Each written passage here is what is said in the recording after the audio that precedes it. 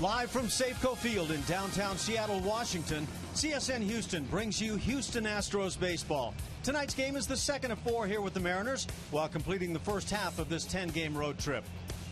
Hi, everybody. Alan Ashby and Mike Stanton with you. And we do get going tonight, and it's a tough one for the Astros. The King, Felix Hernandez, is on the mound for the Mariners. Never an easy assignment. The Astros, however, have faced him a couple of times this year and done quite well against him. Jose Altuve, one of the key reasons. Yeah, he really is, and he's been the catalyst for this offense, not just against King Felix, really against the whole league. You see these numbers, absolutely outstanding. You have to remember this is a former Cy Young Award winner.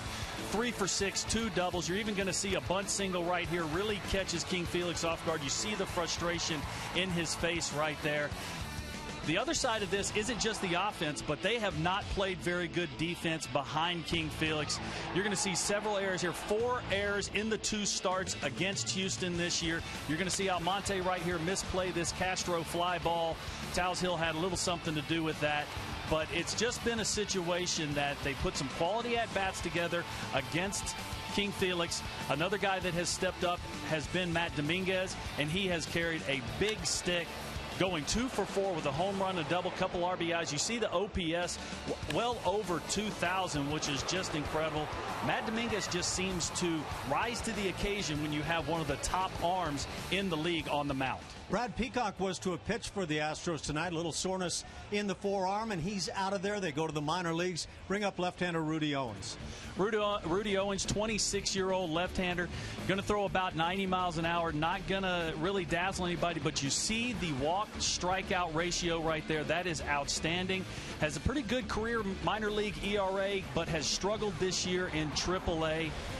This situation, Bo Porter and company wanted a left-hander to face this Seattle Mariner club. Rudy Owens is the one to get the call, and you're seeing some clips right here of him from spring training this past season. You know, this is I'm not sure how many starts he's going to get, but this is a big opportunity for a young man to make his big league debut. Coming up, Altuve and Dominguez aren't the only guys having success against King Felix, but it's been slim pickings for the back half of the lineup as of late. Julia Morales shows us 2 guys who might give the Astros a boost from the bottom when we come back. Comcast Sportsnet's presentation of Houston Astros baseball is brought to you by Jack in the Box. Head to Jack in the Box and try Jack's new Blazing Chicken Sandwich. It's Jack's hottest sandwich yet.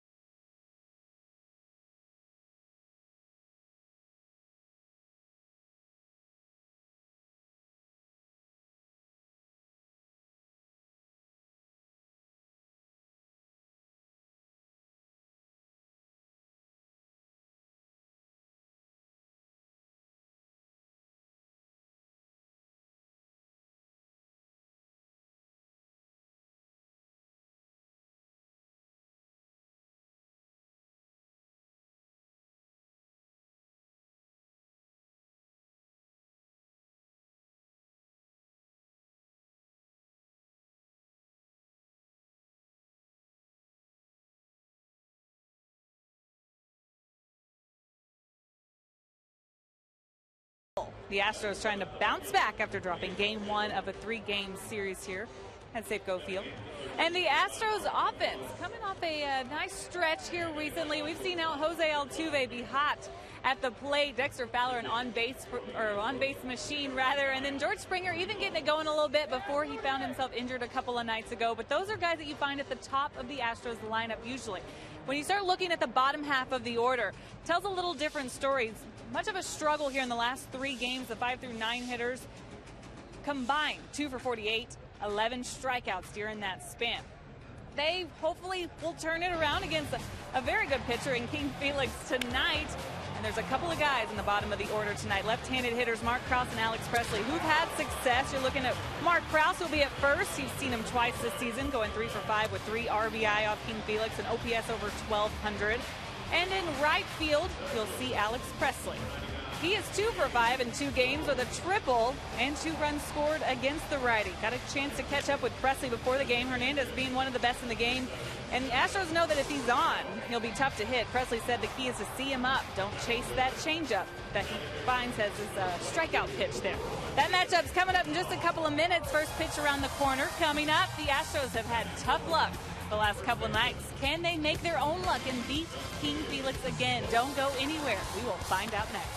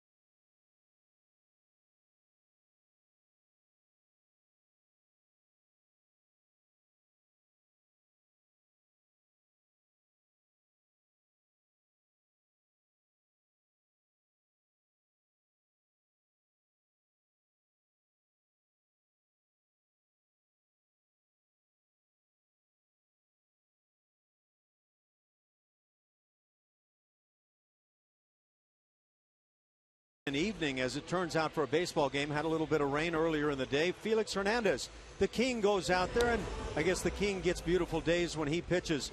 Former Cy Young Award winner in 2010, off to a solid start this year, 5-1, and this guy can make a nightmare of an evening for a lot of hitters.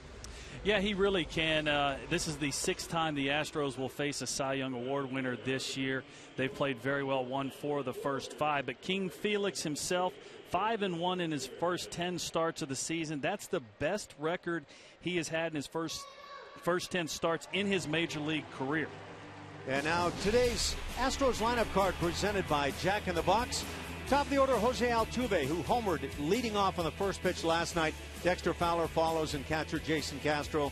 Middle 3, Matt Dominguez, he's the DH. At first base, Mark Krause. Alex Presley is the right fielder. LJ Hose, Marwin Gonzalez, and Jonathan VR follow as we're set for our first pitch of the night. Hernandez brings it. It's a strike. Fastball at 93 miles an hour. Once upon a time, Felix Hernandez was in that mid and plus 90s range with the heater. He's dropped off considerably in recent seasons, but he's got a great changeup and the other pitches to go with. Little chopper on the left side. Seager, the third baseman, with the play, and 1 out here in the first. Defense for the Seattle Mariners, left to right, Dustin Ackley, James Jones, and Cole Gillespie. Kyle Seager's going to be at third base. Willie Blomqvist gets the start at short. Robinson Goodell Manning second.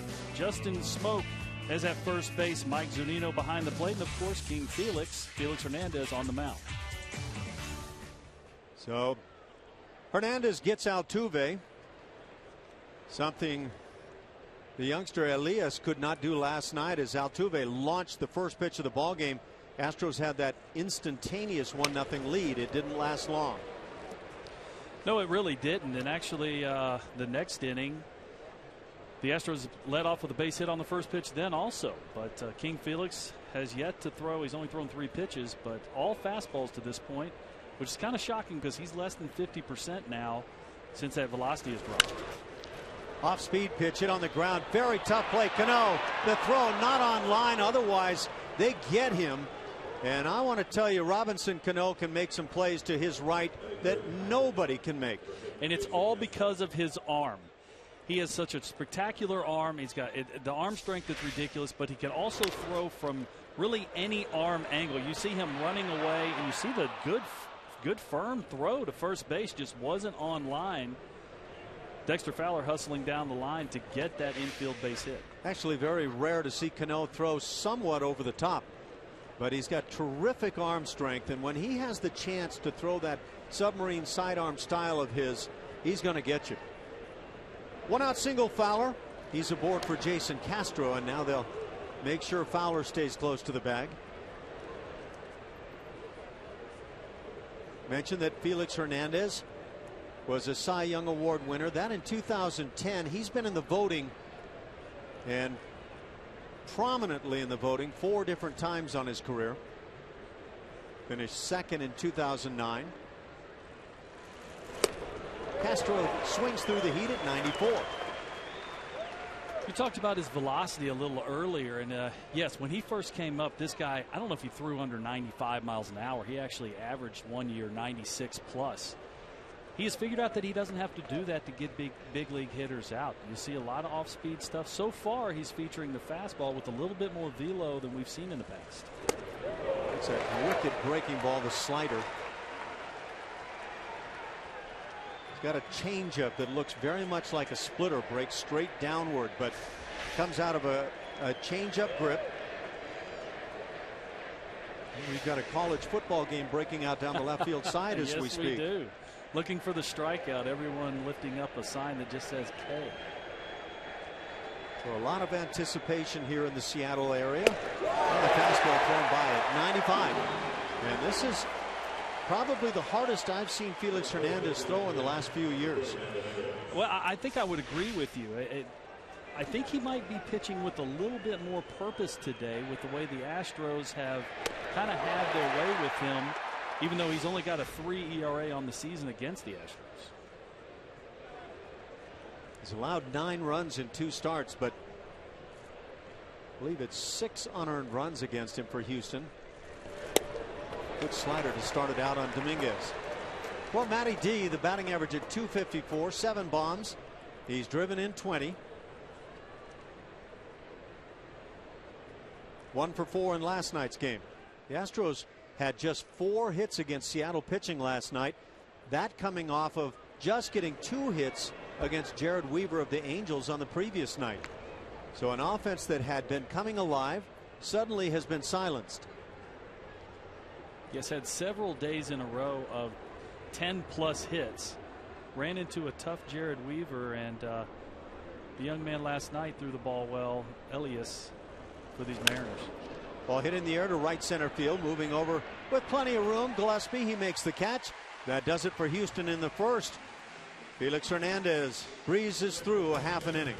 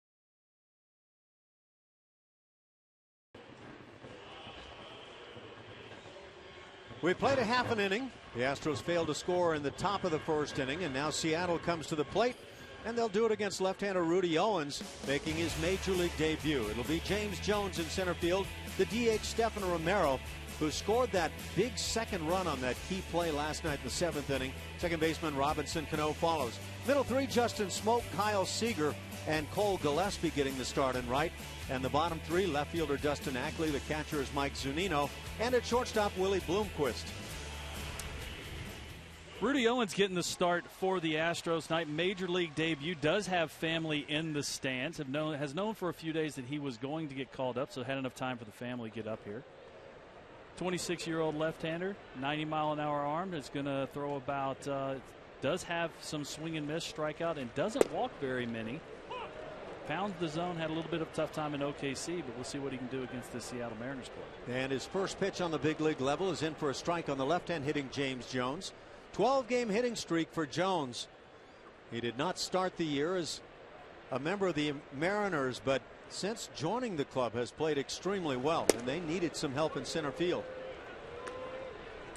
They did, especially defensively. Almonte just was not getting it done out there in center field, making several errors. The 1-1 pitch hit in the air to center. That'll drive Fowler back. Plenty of room. And he'll make the catch. 1 up, 1 down here in the first inning. Rudy Owens gets his first man. Houston Astros defense tonight, left to right. L.J. Hose, Dexter Fowler, Alex Presley in right. Marwin Gonzalez is at third base. Jonathan Villar short. Jose Altuve at second. Mark Krause is playing first base. Castro behind the plate, and again Rudy Owens getting the mound in his big league debut. Stephen Romero, the DH tonight, played in right field in last night's game. Owens fastball just away. Owens from Mesa, Arizona. He was a 28th round draft pick by the Pirates back in 2006. And a 1-1 count. And as Mike said, the numbers at Oklahoma City this year were not all that strong for Owens. It just turns out that his time in the rotation was coming up, very much like Colin McHugh. That was a month ago. McHugh came on, struck out 12 Mariners in his debut, and the story is now being written. Ground ball to third. And the second out of the inning. Alan, I do think this is a little bit different situation for Rudy Owens than it was for McHugh. Brad Peacock is not on the disabled list. They're saying he's just going to miss one start. We'll have to wait and see. But if he does go on the DL, maybe Rudy can get another couple big league starts. When McHugh came to the ball club a month ago, he didn't even know he was getting the start. He got word of that the night before. And so sometimes that's a blessing, though. You don't have a chance to think about it. Apparently it worked out pretty well as Cano fouls it back. And Colin McHugh has pitched like a guy who belongs in a major league rotation. You're not going to take him out of there right now the way he's pitching. No, absolutely not. Just only having one mediocre start. All the rest of them have been quality, very good starts, even above major league quality. We get that peek at what Owens brings. Fastball is not going to blow hitters away, but he does throw strikes. And as Mike talked about, only 8 walks in 41+ innings this year on the minor league level. That was Rudy's first attempt to a breaking ball. I'm sure he's doing everything he can to control his emotions out there. Not very easy facing one of the best hitters in all of baseball in your first big league start in Robinson Cano. I don't know if you've taken down an alligator, as the story goes, for Rudy Owens. Does this make you shake? Base hit for Cano, so the first hit allowed in the big leagues by Rudy Owens comes to a perennial all-star in Robinson Cano. After throwing the breaking ball up, he comes back with the fastball pretty much middle. Robinson Cano does what he does, hits the ball hard, barrels the ball well, gets a base hit up the middle, with Altuve playing him to pull just a little. Robinson Cano just simply a great hitter, and it quite frankly doesn't matter a whole lot whether there's a right-hander or left-hander on the hill. He's aboard for the cleanup man, Justin Smoke. When you look at lifetime numbers on the minor league level for Rudy Owens, 48 and 39, and an ERA, a good one, at 3.61. Ball is hammered to left field. Going back at the wall and watching. It's off the wall. Hose will get it back in.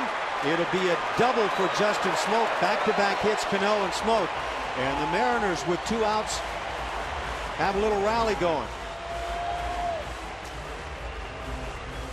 Justin Smoak looking for the first pitch fastball. Got it. Did not miss it. L.J. Hose did a great job of getting the ball back to the infield in a hurry. You can see this ball elevated just a little bit. Smoak putting the good swing on it, head down, a little bit of backspin. But you're going to see L.J. Hose do a very nice job here of getting it back in a hurry to keep Robinson Cano from scoring. Justin Smoak with that double snaps an 0 for 11.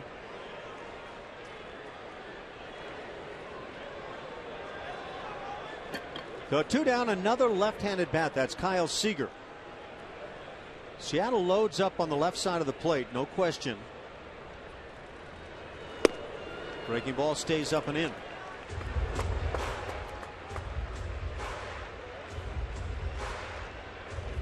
And to kind of finish things on Rudy Owens, he's been around the minor league since 2007.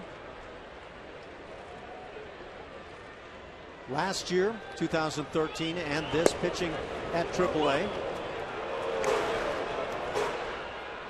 And he's not a baby, 26 years of age.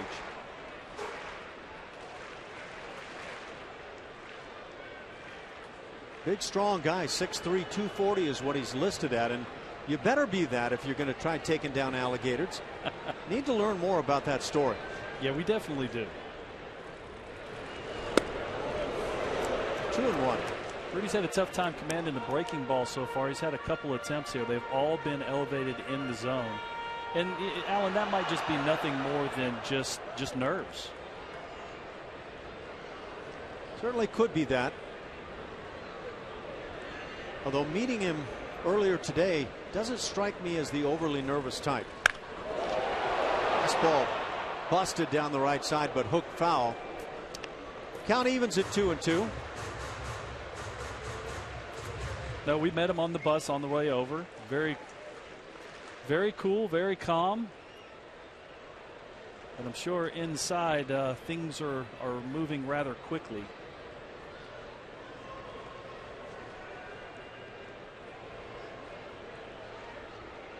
The Astros have lost their last 2. That after having won 3 straight. That was a season high mark.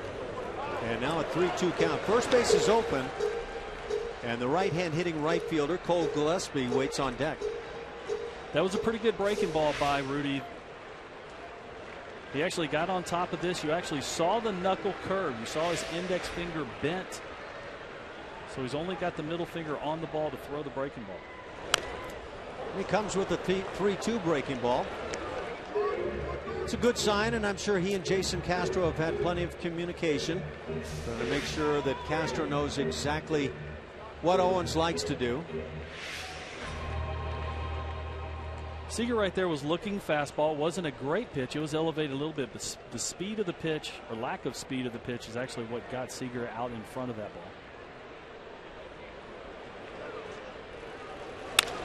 Pitch is lined to center field.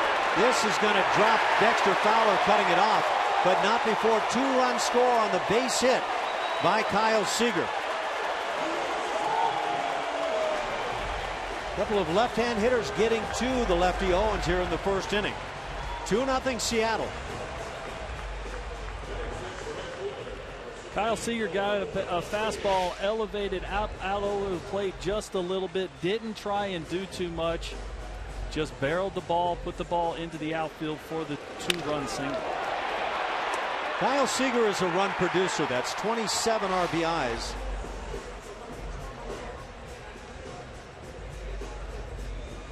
So that little 2-out single by Robinson Cano getting things going here in the first. And now meeting at the mound, Brent Strom out there. Probably just reminding, I would think, and you can confirm or deny, it's still baseball. You still go at business the very same way you did at AAA.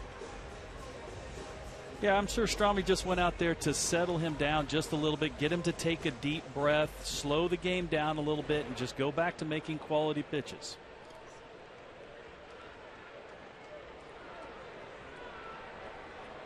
Seager, the runner at first, held on at first by Mark Krause. Cole Gillespie at the plate, hitting .250. He pops it down the right side. And this one will find the seats. Long run for both Presley and Krause.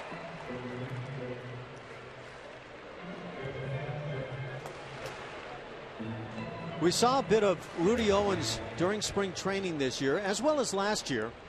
4 1/3 innings in 3 games, 2 of those as a starter this year. Allowed 5 hits and 4 runs. They were earned. A couple of home runs against Owens.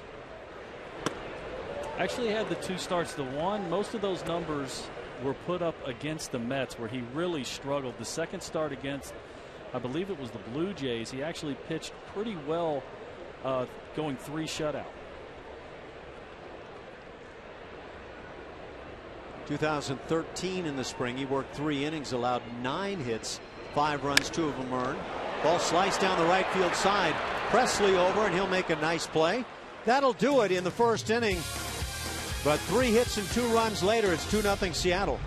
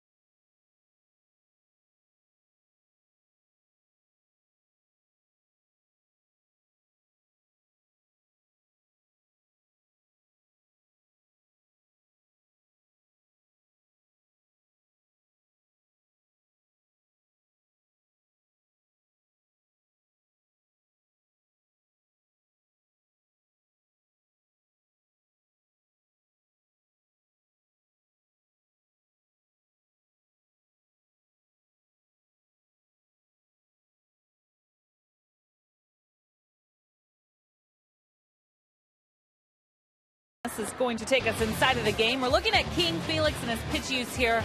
I was in the booth talking earlier about Felix Hernandez changeup. It was also something the guys in the clubhouse were talking about today when talking approach versus this guy. 2013 using the fastball around 57%, that changeup 19%, but in 2014 so far, the fastball, he's not using it as much, using that changeup more often. Mike Stanton, you got theories on this?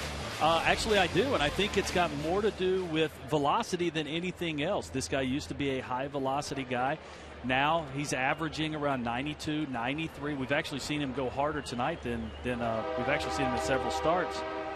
And I just think he's just trying to do a better job of mixing his pitches since he doesn't have the high velo. I think one other thing might come into play. When you're on the hill, you see the reaction of hitters. And hitters are on your fastball suddenly at a stage of your career, and you watch them swing on the changeup, and they look like they don't have a clue. And that'll bring you back to that pitch. Yeah, it definitely will. But he does look like he's pitching with a little bit of a chip on his shoulder tonight. He's going at it a little bit harder than we've seen in the first couple innings in the past. Without question, a good fastball this evening. And that generally spells a tough night for the hitters. 3-0 as Mark Krause leads it off in the second. Seattle picks up a pair in the first. 3 consecutive hits. Cano, Smoke, and Seager to pick up those runs.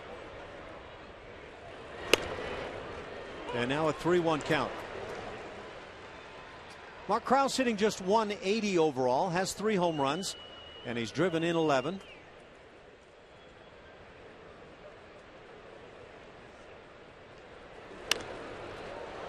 fastball fouled on the left side. That'll fill it.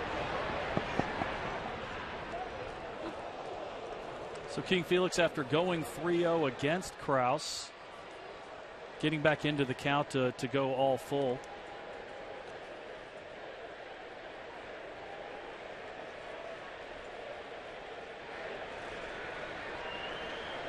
Kraus has had some success against Felix Hernandez.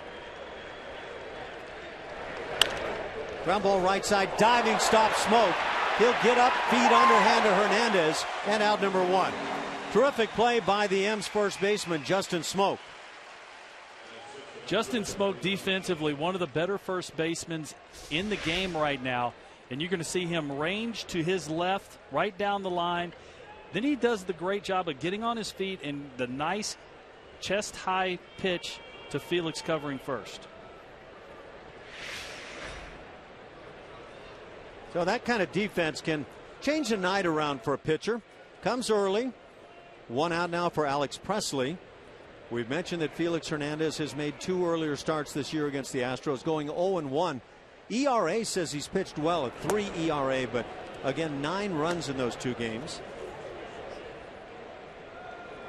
The defense has really killed him. I think you said 6 of those are actually unearned runs. It's 5-0 with a 2.93 ERA in the 8 starts against the other teams around baseball. Little chopper's foul, a ball and a strike. Alex Presley on the season hitting just .202. That batting average has been sliding recently.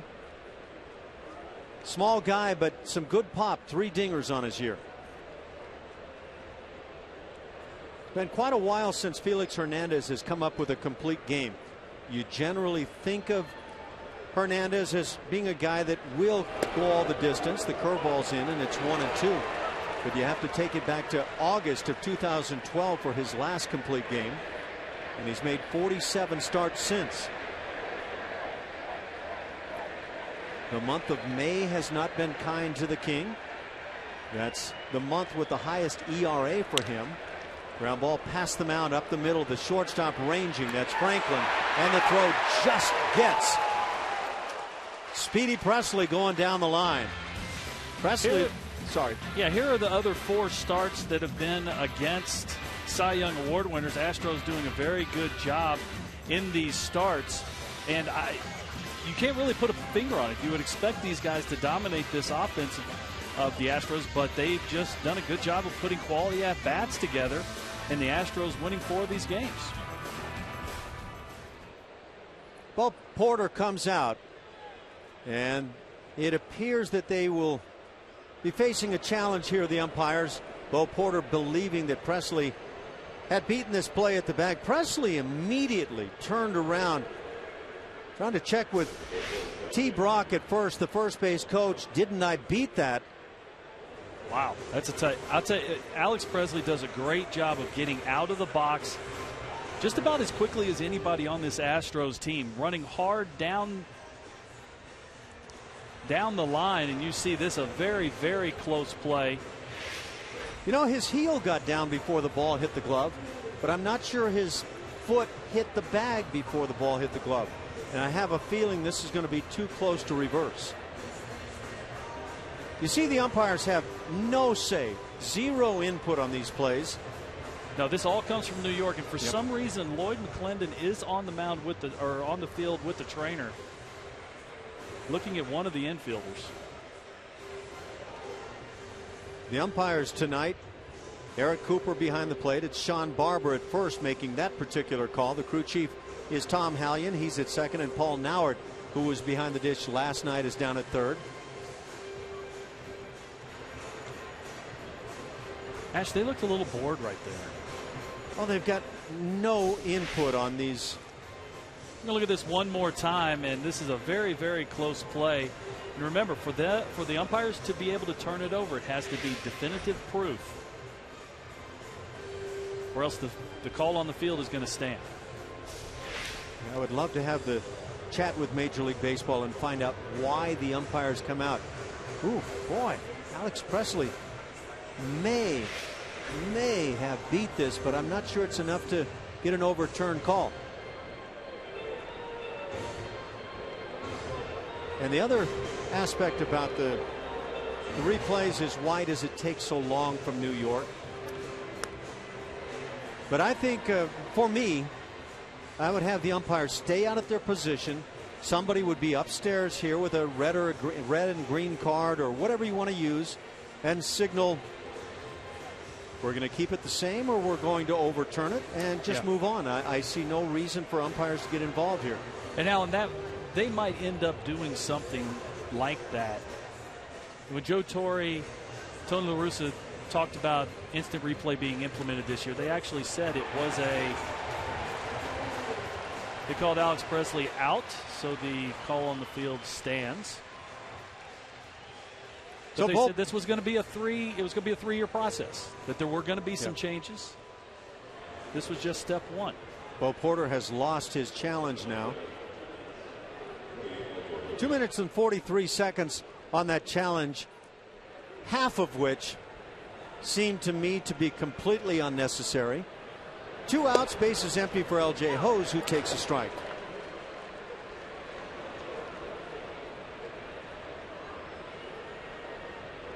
Felix Hernandez has never pitched in relief in his major league career. There's a good slider. 279 career starts.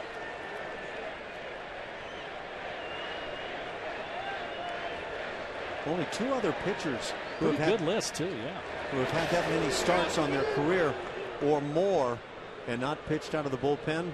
Tom Glavine and CC Sabathia. So a couple of classy left-handers. And Glavine with 682 big league starts. And then CC Sabathia 423.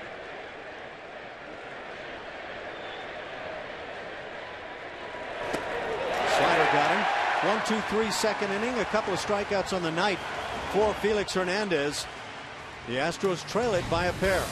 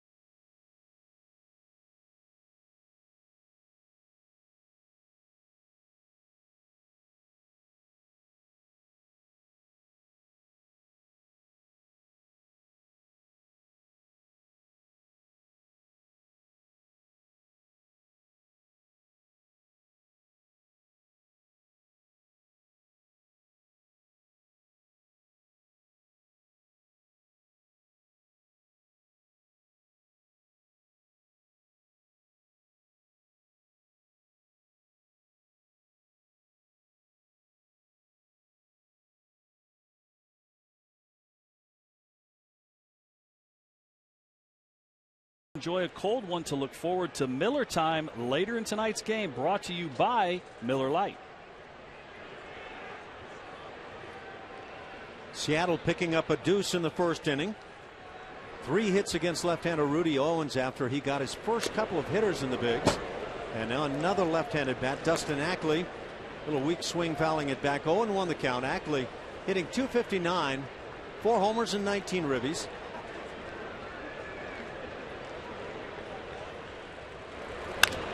Pitch is lined to right field, so the left-hand hitters not phased here this evening against Owens. That's the 3rd hit by a left-handed batter. Yeah, Dustin gets a fastball elevated out over the plate. Stays inside the ball, hits the ball hard to right field for the single. Rudy at this velocity is going to have to hit his spots and get the ball down in the zone, or else this could be a short night for him.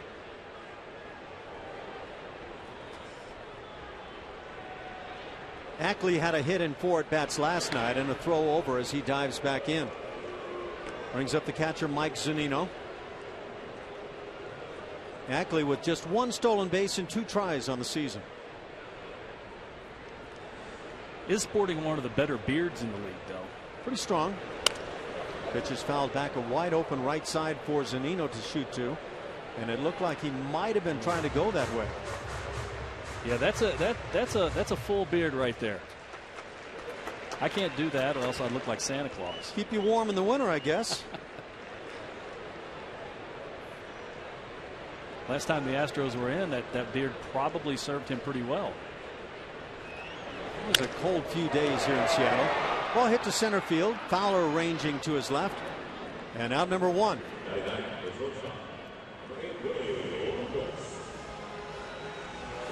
Nine-hitter Willie Bloomquist comes to the plate. Owens acknowledging his infielder that should Owens get the ground ball back to the mound that he'll be throwing to.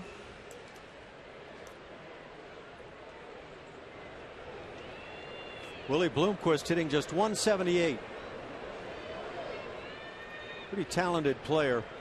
Can play infield and outfield.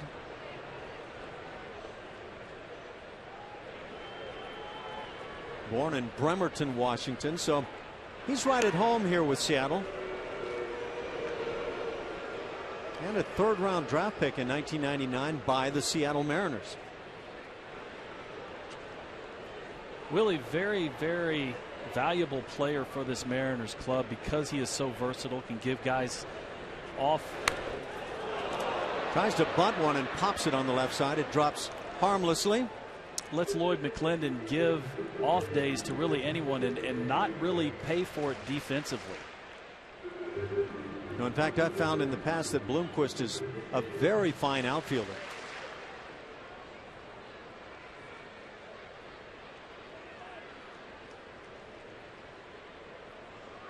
Bloomquist hasn't had a hit since May 4th. That in a 1-for-5 effort against the Houston Astros. That one at Minute Maid Park. Pops it up on the right side. Coming over is Krause and has room to make the play. Second out here in the 2nd inning, and back to the top. James Jones will come to the plate.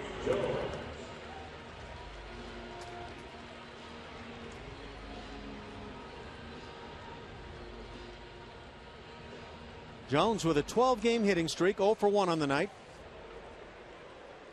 Fly to center field. Ash, we don't see this very often. We have the pitcher wearing number 99 facing the hitter number 99. That's an NFL matchup. I don't even know if you get a 99 versus 99. Breaking ball stays high as Jones shows bunt. Do you remember the last Astro to wear number 99? I heard it mentioned today, and yeah, I believe it's Mitch Williams. Mitch Williams, yes.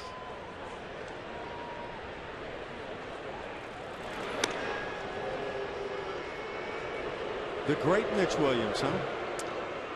Or some version thereof? Yes. Okay. Depends on who you ask. I'm sure if you ask Mitch, he would say that. Yeah, I think you may be right. Fastball at 87 finds the plate. It's a ball and a strike. Well, I guess you can make an early comment on Rudy Owens. He's not going to blow people away, and he better be really sharp in and just out of the strike zone. Little slide step.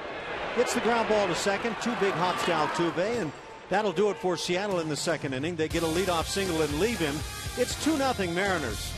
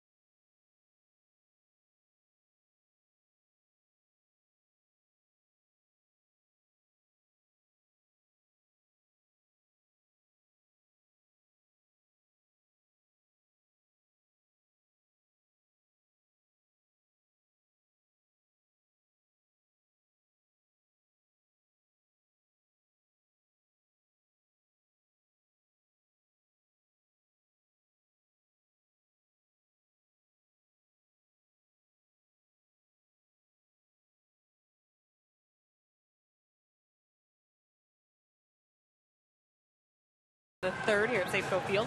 It's time for you to tweet your photos using hashtag CSNHFanPhoto for a chance to have it shown in an upcoming game telecast. It's the Comcast Sportsnet Fan Photo brought to you by AT&T. While you're on Twitter, I want you to tweet at us. We got a Twitter question for you today, and it is, how do you explain the Astros' success versus King Felix earlier this year? A couple of these guys getting to him, knocking him around a little bit. We want you to tweet at us, Julie Morales, CSN, or HO_Chen. CSN, and we'll read some of the broadcast, or read some on the broadcast later, guys. Thanks a lot, Julia. And by the way, it was not 6 unearned runs against Hernandez by the Astros this year. It's 5. He has allowed 4 earnies in his 2 previous starts. Brings the fastball in for a called strike. Marwin Gonzalez leads it off. He'll be followed by Jonathan Villar and Jose Altuve. We're in the 3rd inning, 2-0 Seattle. What a nice job this guy has done. Regardless of where he has been placed defensively, with the bat, shows bunt and takes the curveball high. He made the club out of spring training where there was a competition with Cesar Astros. He just swung the bat remarkably well. Still a young guy, only 25 years old. That curveball called a strike. High strike. Marwin doesn't appear to like it. I believe Cesar Astros was the favorite going into camp to, as a veteran, maybe be a guy that could help in various ways. And he simply got outplayed. Marwin had a great spring training. And when it was all said and done, you couldn't keep him off the club. And not just offensively, he played outstanding defense. And he's followed suit with the defense and the offense here on the season. You put him at shortstop, and he had a play just recently in Anaheim, going to his right toward the hole. Just made it beautifully. And now a 3-2 count. Nice job by Zunino with a couple of strikes. That breaking ball in the dirt, getting down to make sure he keeps it in front. And Ash, you might be able to speak to this better than I can.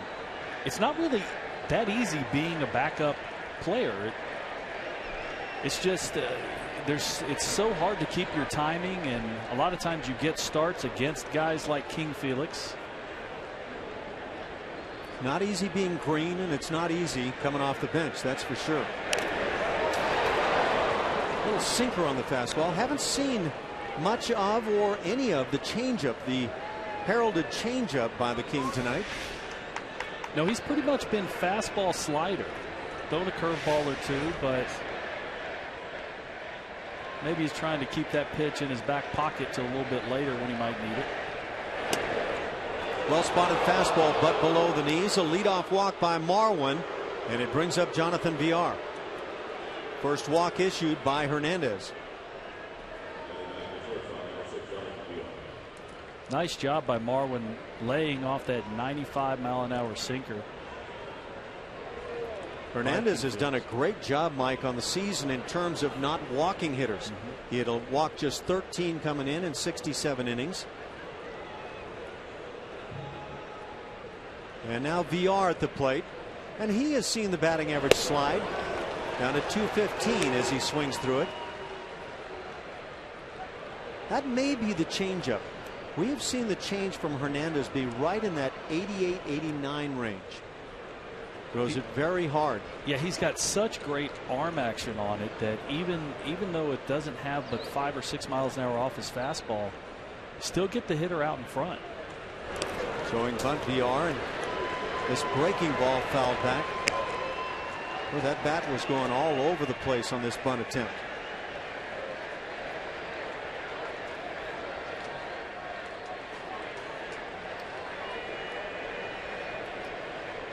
A while back, Villar got hot with the bat, and it looked like a guy that's kind of finding himself. As we know from last year, he can swing the stick both sides of the plate. 0-2 pitch, fastball, a little chopper to third. Seager charges, can't get the ball out of the glove to go to second, so he gets the out at first. Marwin Gonzalez safe into second.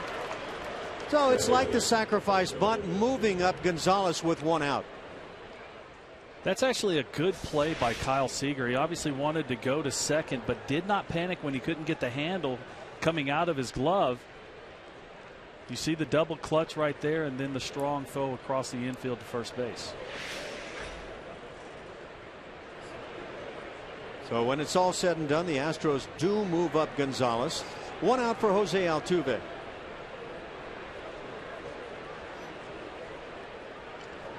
And Altuve, as we talked about on the pregame, as the pitch is in the dirt, and that easily allows Gonzalez to move into third base. It'll be a wild pitch. And now the Astros presented a golden opportunity to pick up a run here in the third inning. Good base running right here by Marwin Gonzalez. Got a great secondary lead, and as soon as he saw the ball get away from Zunino at all, he advanced to third without any throw whatsoever. There's the slider in the dirt. Zunino tries to keep the ball in front of him. Breaking ball drilled up the middle. RBI single Altuve, and he just keeps swinging the stick. It's a 2-1 Seattle lead. Very short, compact swing by Altuve. Not trying to do too much. Knows he's got the guy in scoring position. All he needs to do is hit the ball hard. Ball was elevated just a little bit. Hit the ball right back where it came from. Jose Altuve with 16 ribbies now, and that is pretty hitting. Now he's aboard. He leads the American League in stolen bases. So you can't forget about Altuve. Dexter Fowler at the plate. And the King has not forgotten. He knows his minions.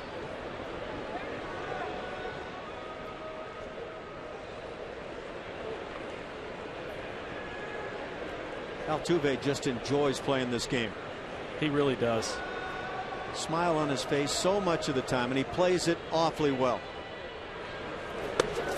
He is an even 500 still on the season with that hit. 4 for 8. Pitch out right there, thinking Altuve was going to be going.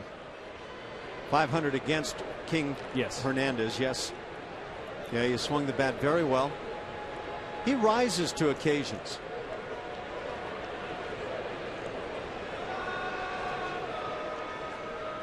Want to know the count on Fowler. Altuve goes, a good jump, breaking ball in the dirt, and it'll be an uncontested stolen base for Altuve. How about this guy Altuve, leading the league in stolen bases. This his 17th in 20 tries. He even glances back as he picks up the bag. Got a very good jump right there. Picked the right pitch. That was a breaking off-speed pitch in the dirt. Zunino had no chance once the ball was down. Altuve with, what is that, 17 for him now? 17 in 20 tries. And he is no sure thing to stay glued to second base. For the Astros, 37 bases as a team. Altuve leading over Rajai Davis. Now, Altuve's played a lot more innings than Rajai Davis this year, and Davis will be a challenge, but for the time being, Altuve leading the league. And he's right there in terms of base hits. It's a 3-1 count on Dexter. Felix Hernandez getting a little bit more animated on the mound as he keeps missing his spots. At the start of play tonight, Jose Altuve was just one base hit back of Melky Cabrera for the league lead. That's the changeup, I believe, in for the called strike. 3-2.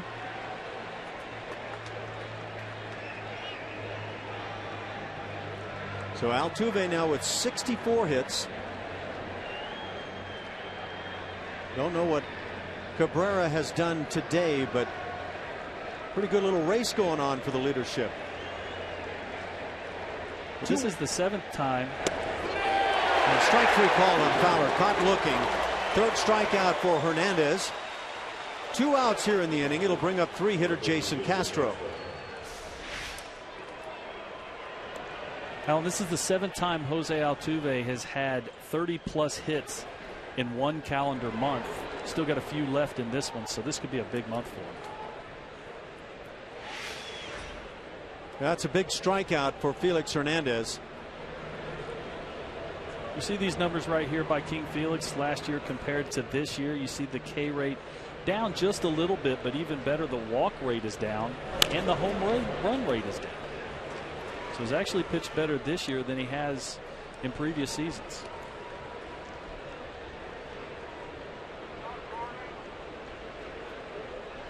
With all those hits for Altuve, how's he doing in the batting race? Well, he is among the leaders. He starts the night 7th in the league. Victor Martinez of the Tigers leads it. Miguel Cabrera right there with him. Astros with a chance to tie things here in the 3rd inning. Castro now with an 0-2 count.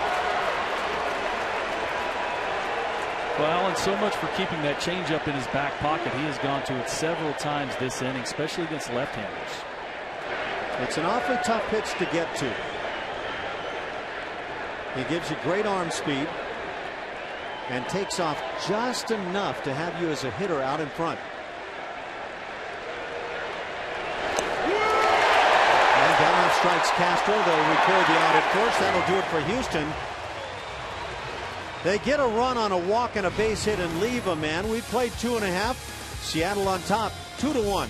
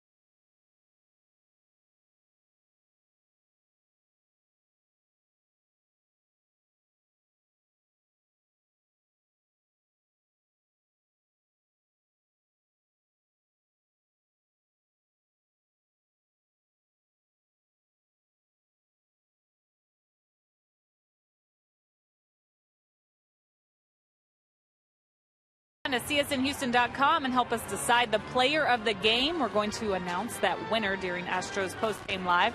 Also, follow the action like never before with enhanced Bloomberg stats and more. Only on Astros in-game live on CSNHouston.com. Ash. Thanks, Julia. You having a good time down in the seats this evening? Really is a gorgeous evening as it's turned out. It's not too cold down here. You were right. A little rain early on in the day, and then just a great night for a game. Rudy Owens was in town yesterday and really had to lay low. Apparently did a pretty efficient job in that regard. Now finds himself down a run. It's 2-1 Seattle here in the bottom of the 3rd. Two-hitter Stephan Romero starts things out for the M's. He'll be followed by Robinson Cano and Justin Smoke.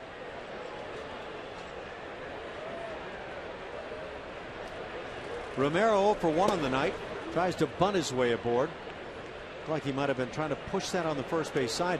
Altuve didn't budge at second base. Yeah, and he just looked at Mark Krause and shrugged his shoulders, basically saying, we'll give it to him if he wants to do it. Also might have been saying, anything to your right, you got it, big boy. Pitch is fouled back. Owens gets in front 0-2. How many innings at best can Owens give us tonight?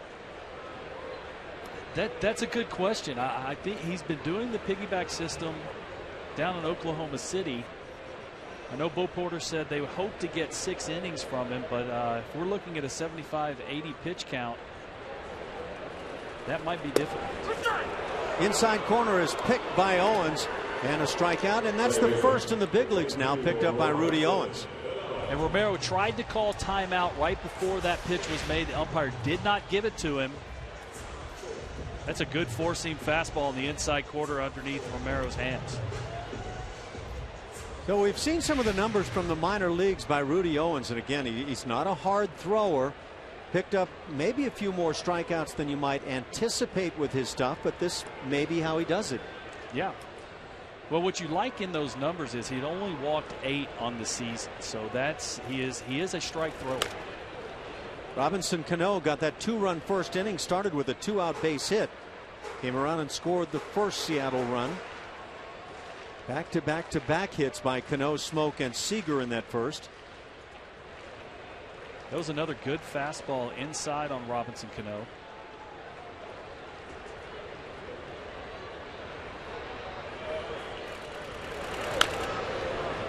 And again, Cano fouls it off.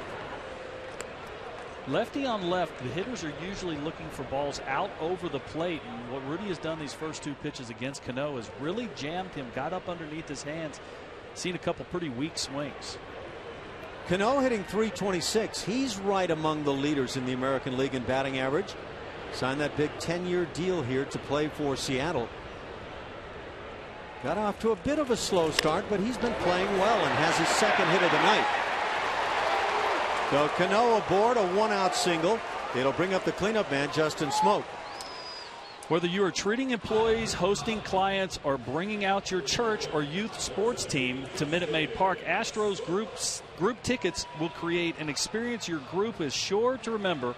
Call 1-877-9-ASTROS or visit Astros.com to enjoy special pricing and great benefits by reserving your group today. Robinson Cano at first, 5-time All-Star. Has 3 stolen bases in 4 tries. He's never run a whole lot on his career. He has never stolen in double digits. In fact, 8 the most he's picked up in a season, that in 2011. Astros have the big shift on, which we're seeing more of. Usually it's against left-handers. But with Justin Smoke on at the plate, you have 3 infielders on the left side.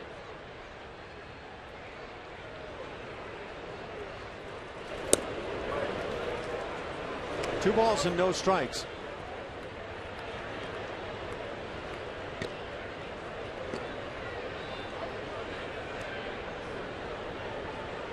.231 is the batting average for Smoke. Had a double that really set up that first inning. Big, powerful switch hitter. Smoke 6'4", 230 is what he's listed at. Might have grown into his body a bit more since that number. Former first-round pick, 11th overall in 2008. And that by the Texas Rangers. It just never quite panned out in Texas. Owens falls behind 3-0.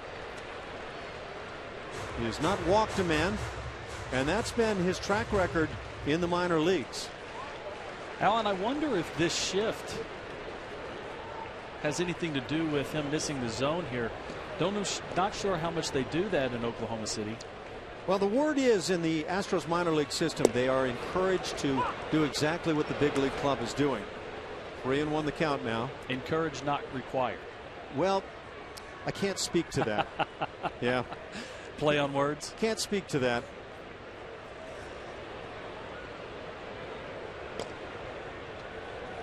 Front office personnel with the Astros believe in the shifts. And now 3-2 the count as Owens gets back in it.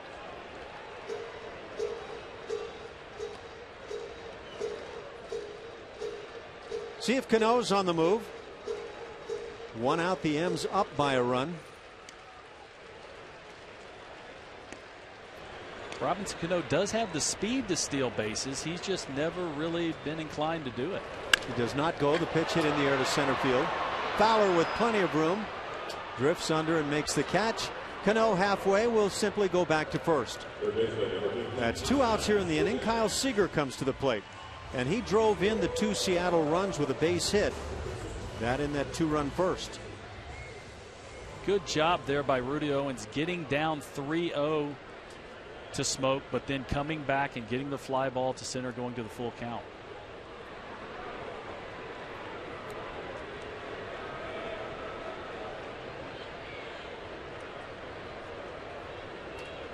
That 2-run single by Seager in the first. A line drive base hit to center field. Owens leaves it up. It's put in the air to left field. Easy for HOU's. He'll make the catch. That does it for the Mariners in the third inning. They get the base hit by Cano and strand him.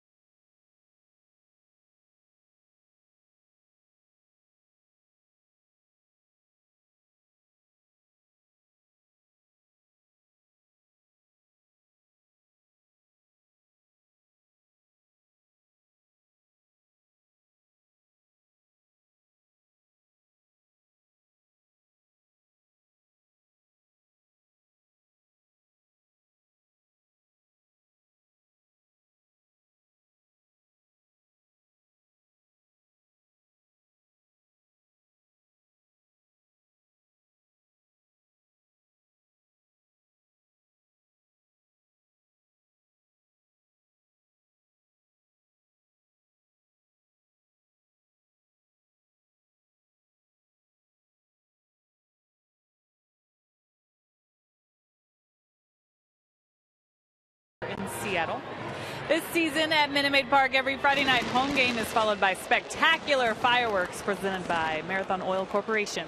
The next Friday night fireworks is Friday, May 30th against the Orioles. Get your tickets by calling 1-877-9-ASTROS or astros.com. Thanks, Julia. And those are some great shows put on. Matt Dominguez leads it off here in the fourth inning. The Astros down a run. Dominguez flied to right field in the first.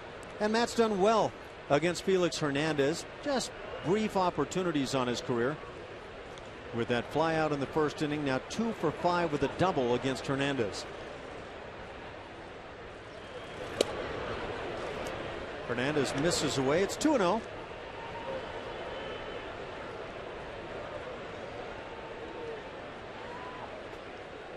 A run on 2 hits for Houston, 2 runs on 5 hits for the Mariners. Major league debut by left-hander Rudy Owens. And there's a strike called on a pitch that certainly appeared to be below the knees. 2-1 the count.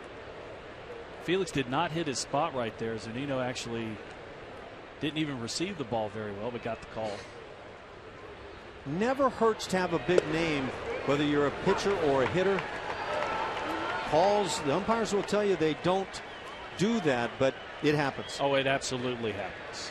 I mean, you played with the Yankees and you saw a lot of big name people, and there are times when that's just simply the way it goes. Well, you got a couple guys going to the Hall of Fame this year. Half swing by Dominguez. Home plate umpire takes it and makes the call. Eric Cooper says Dominguez goes through, and that's out number 1 here in the fourth inning. 5 strikeouts for Hernandez. See Matt Dominguez try to check his swing right there. He did go by the front of the plate with the barrel of the bat. That's usually what indicates a swing. 3 consecutive strikeouts now for Hernandez.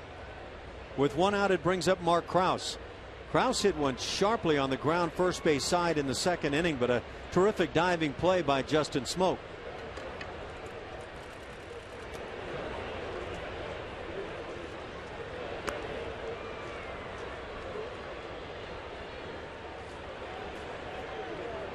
Before that great play on Smoke, Krause had actually reached base 4 consecutive times against King Felix. Swings through the heat. A ball and a strike. This is the 12th game lifetime for Krause against Seattle. And he's done pretty well, hitting .267, a couple of doubles and a home run.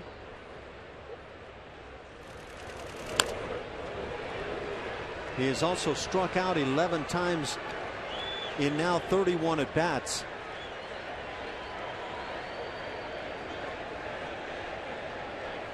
Strikeouts have multiplied on the season for Krause. He has 29 of them in 90 at bats.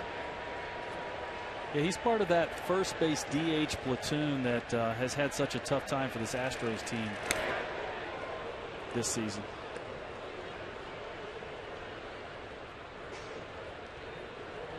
George Springer not in the lineup again tonight, although by all accounts Springer is healthy and ready to go. They just simply want one more night off for George. And you wonder if Felix Hernandez being on the mound might have factored in. Little fly ball looping foul down the left field side. Count will stay at 2 balls and 2 strikes.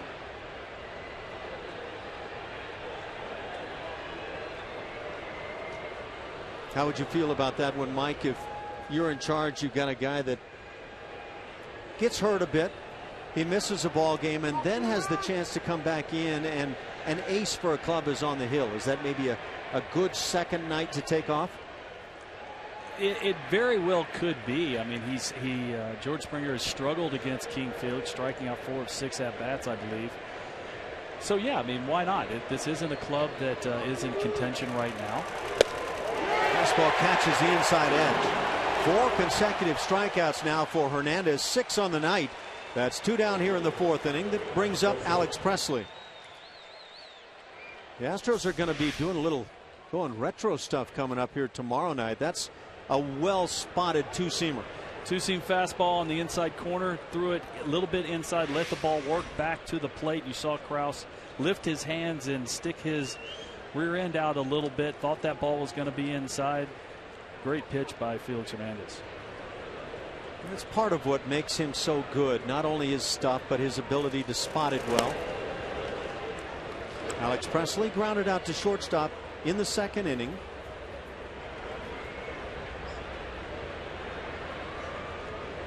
So tomorrow night it'll be one of those turn back the clock nights. All the way to 1979, the Astros and the Mariners featuring some old guard. Line drive base hit by Presley. A 2-out single, 3rd hit of the night for Houston. It'll bring up LJ Hose. MLB.TV Premium, the #1 live streaming sports service, is celebrating 12 years. Join the millions of subscribers. Watch every out-of-market game live in true HD on over 400 devices. Visit Astros.com for details. The old Kingdome here in Seattle. Back in 1979, that was the home of the Mariners. Ron Washington cannot be happy with what he just saw, that stadium coming down as it did. That's fairly predictable. Wash is he's energetic. He's emotional. He's animated. Yeah, he shows. He wears his feelings on his sleeve. Hose struck out in the 2nd. That was the 2nd of the 6. That was a sad day for a lot of hitters when that dome came down. Little dribbler right off the end of the bat. Smoke will glove it. He'll apply the tag. That'll do it for Houston. No runs on a hit as they leave a man. 2-1 Seattle leads.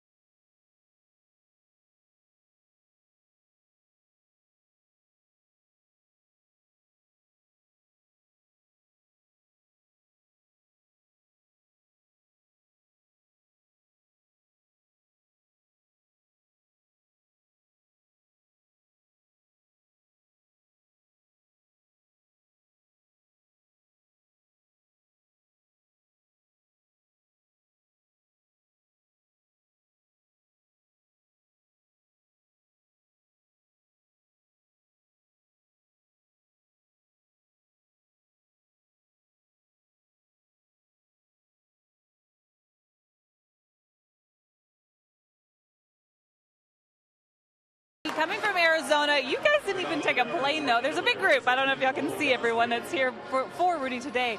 You guys drove. How long was the drive? It was 24 hours. It was a long drive. And worth it, right? Oh, yeah, every bit of it. Well, how are you guys feeling right now? Have we calmed down or still pretty nervous and anxious? Emotional. Yeah. Well, what happened when you got the call that Rudy was coming up? When he called, it was kind of a little bit exciting. He cried. I was tearing up as much as he was. Okay. Maybe more. And I was just being happy. I mean, it's been a long time, and a lot of things, a lot of hard things to go through. So that's just the way it goes. You've got a lot of family here. What's this whole experience like? Now that you've got a couple innings in you. Oh, well, with all of us driving together in one van, it was a great time. I mean, we normally would have flown, but we drove just so that all the kids and our grandkids could come, as many as possible. So to make it easier for all the family. Real quick, you've got on some Tiger shirts. This is something that Rudy does as well. What's behind the Tiger shirts? He hashtags a lot of the stuff on his shirts, and on most of the drives back and forth from Florida, he'll pick up a shirt every once in a while, and he'll put it on Facebook. So we just followed suit. It's hard to find Houston gear here, so we had to do this and make it personal. So. I understand, but you've got Owens on the back. You're good to go. We know who you're with. And go Rudy! And go Rudy. Ash, I'm going to send it back to you. Great job, Julia. So let's go. Go Rudy and go Tigers. That's what we've got to go with right here, huh? So I didn't catch what the Tiger was about, other than that Rudy apparently stops along the roadside and picks up T-shirts, and apparently one was a Tiger. Must just been a T-shirt that he liked, and put it out on the internet on Facebook, and there you go. Rudy Owens has worked 3 innings, working to the leadoff man Cole Gillespie here in the 4th inning, and a 2-2 count. He's picked up 1 strikeout and yielded 5 hits to the M's. Done a good job since the front of the 1st inning of settling down a little bit, just making some quality pitches. Rudy actually found out he was going to be coming up and making this start a couple days ago, and he called his parents, but then he told them they couldn't tell anybody. That's got to be a tough situation. Can't tell mom and dad that kind of thing, can you? And yet that's what the word was. Apparently they hit Facebook immediately, and he said, no, can't do that. He's got a 3-2 count on Gillespie. Dustin Ackley and Mike Zunino to follow here in the 4th inning. 2 Seattle runs in the 1st. And ball 4. There's the first walk in the big leagues issued by the left-hander. Rudy Owens wearing number 99. And do we know a story on the 99? I do not. I don't know. That might just be one that the clubhouse had already had pre-made or something like that. I don't know what the 99 might stand for. Say, Julia. Yes. We're trying to dig into this number 99 worn by Rudy Owens. Can you find out something on that? Yes, of course. Okay. Now that I'm buds of the family. Dustin Ackley rakes one, but foul.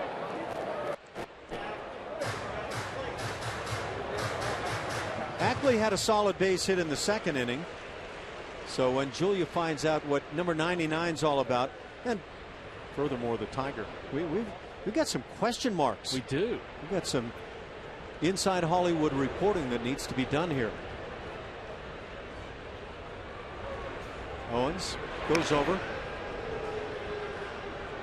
Rudy's dad there with a pretty big personality. Yeah.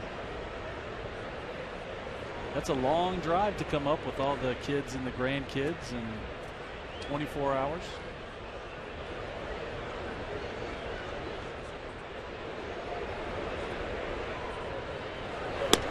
Curveball just gets launched by Rudy.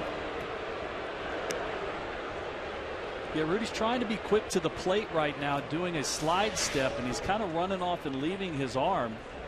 And actually the pitch that it's the hardest to throw in that situation is the breaking ball.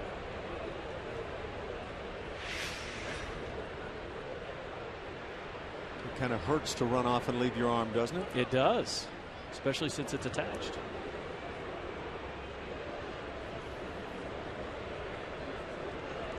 1-1 the count.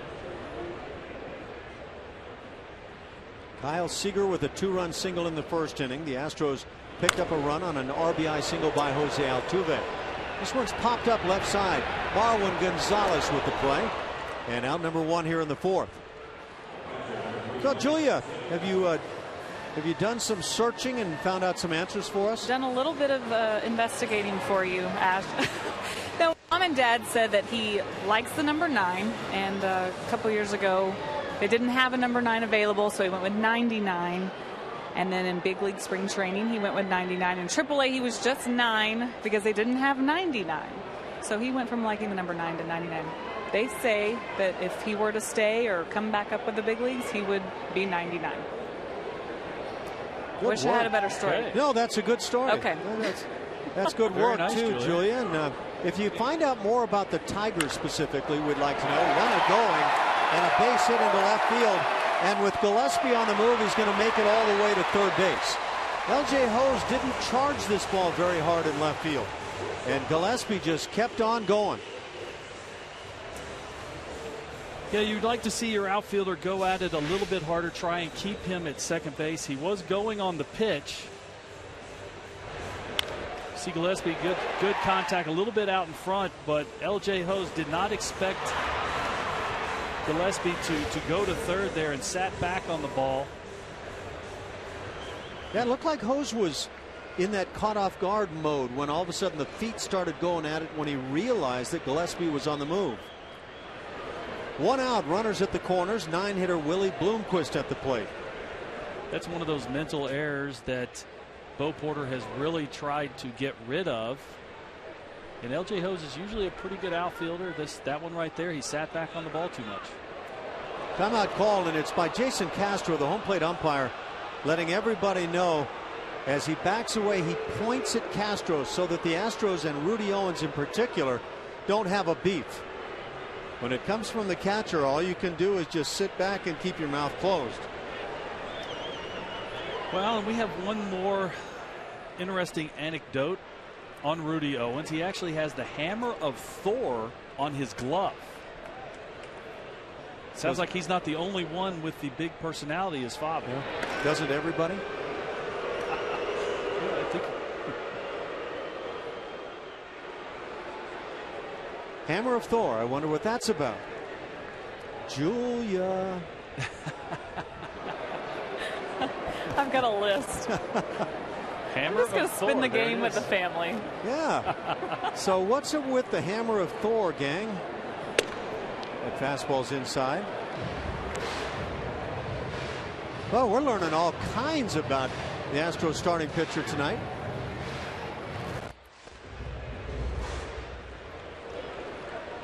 The Hammer of Thor.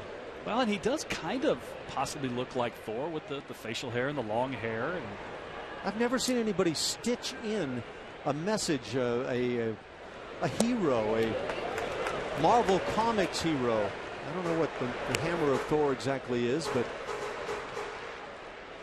no, I used to write stuff with a marker pen on my glove. I used to put E2 right in the pocket of the glove so that the pitcher could look in and have lots of confidence. I had a big old E2 right in the pocket. Well, I guess you played before all the stitching came on. Yeah, and, got onto the gloves. We had none of that.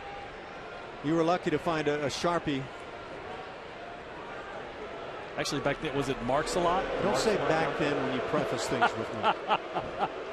Just go ahead and get right into your comment. The Hammer of Thor. There it is. Wow. Putting Jules to work down there. That might work nicely on one of my guitars, I think. Fly ball to right field. It's going to be deep enough to score a run. Presley makes the catch. A sacrifice fly. It's a 3-1 Seattle lead on out number 2 here in the 4th inning.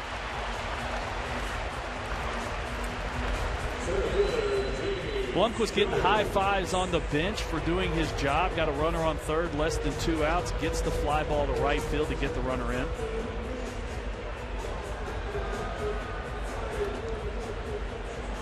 The leadoff walk comes in and scores.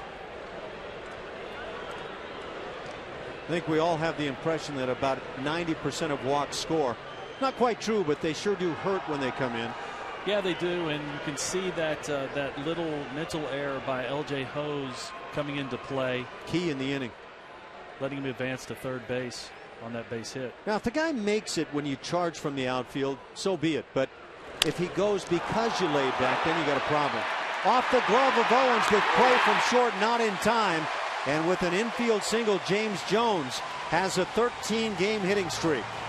What a play by Jonathan Villar after it ticks off the glove of Rudy Owens. Comes in, makes a great barehanded grab and throw in the same motion. You know, look at the tools of Villar. This guy is so loaded. Perfect throw, chest high. Matt Krause could stretch out a little bit and try and buy a call. But what an incredible play. What an athlete he is. We were chatting with some scouts this afternoon, and one of the guys that was mentioned in terms of having great tools, along with George Springer, was Jonathan Villar. And very understandable. Pitches popped up on the left side. It is Jonathan Villar. He'll make the catch. That'll do it for the M's in the fourth inning, but they get a run. They had a walk and a couple of base hits. It's 3-1 Seattle.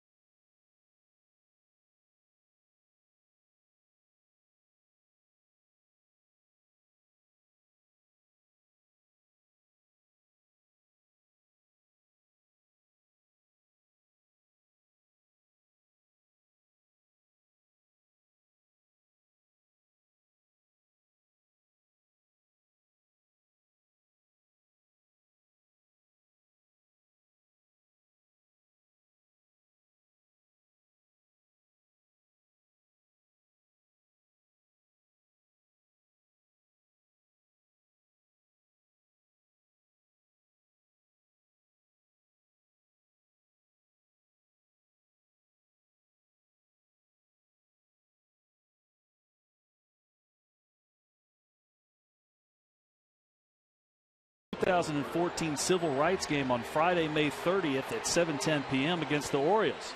Aloe Black will perform pregame, and the Astros will wear Houston Eagles jerseys in honor of Negro Leagues.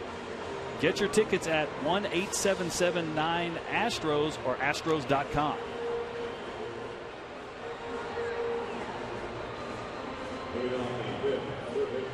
Some great players back in those days that never got a chance to play in the big leagues. Well, we got a little Star Wars activity going on. It breaks out in the strangest of places.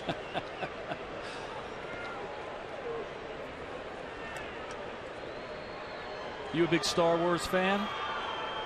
Oh, I think that would be a drastic overstatement if I responded yes. I enjoyed the movie back in the day. You know, way back when I was a player. Way back in the day. 8-hitter Marwin Gonzalez leads it off. He drew a walk and scored that lone Houston run. That was in the third inning. Felix a little upset with himself right there, throwing that slider off the plate down and in. That was one he wanted to get VR to swing at. I'm sorry, Gonzalez to swing at. Changeup grounded to second. Easy for Cano, and out number one here in the fifth inning.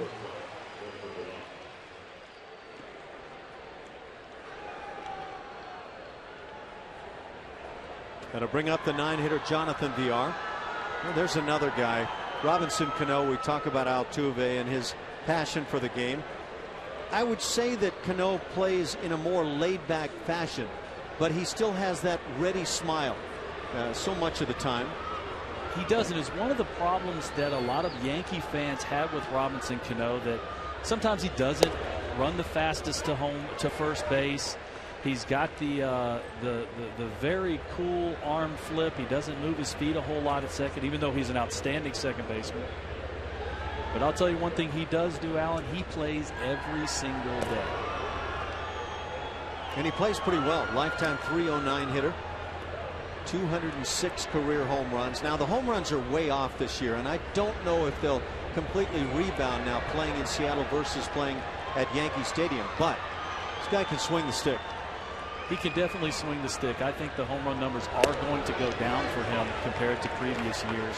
That short porch in right, even though he's not a pull hitter, did bode well for him when he did pull the ball. Felix Hernandez is getting the high strike on the curveball tonight. I don't know if another pitcher out there would get the same call, but this fastball is just right there, and VR, for whatever reason, taking it. 7th strikeout on the night for Hernandez. 2 outs here in the 5th, and back to the top with Altuve. We see a good fastball, 94 miles an hour, right on the outside corner to VR after the high curveball just locks him up. And that's just what King Felix can do. He can add and subtract. He moves the ball around. It's why he's one of the best we have. It's a beautiful ballpark here in Seattle. Altuve hits one over the bag at third. It's a fair ball. So his second hit of the night is going to go for a double. Jose Altuve just keeps on raking.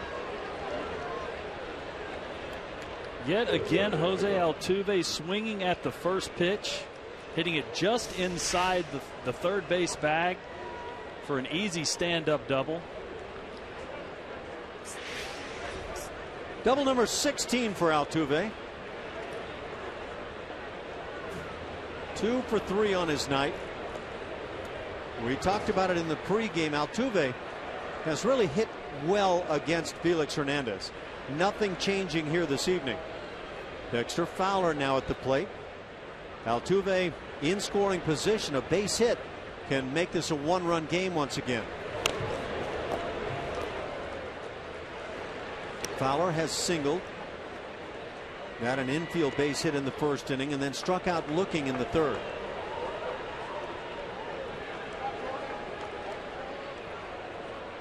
I'm sure if you asked Jose Altuve why he's had such success against Felix Hernandez, he would say something like, I'm not sure. Yeah, the honest answer most of the time is, I don't know. Some guys try to pontificate, and you can believe it or not. Get a little deep. Yeah. Has to do with the alignment of the planets typically when I come to the plate against this guy and that sort of thing. But guys get hot and guys get cold. And I think a lot of what you see over the course of a season can be about when you faced a guy. Oh, absolutely. Absolutely. And one thing that Felix does, he throws strikes, and we know that Jose Altuve has great eye-hand coordination.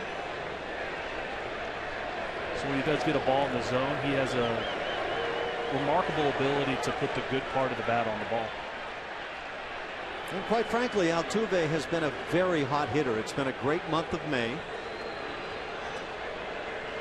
He is right at or tied with the leadership in hits now in the American League.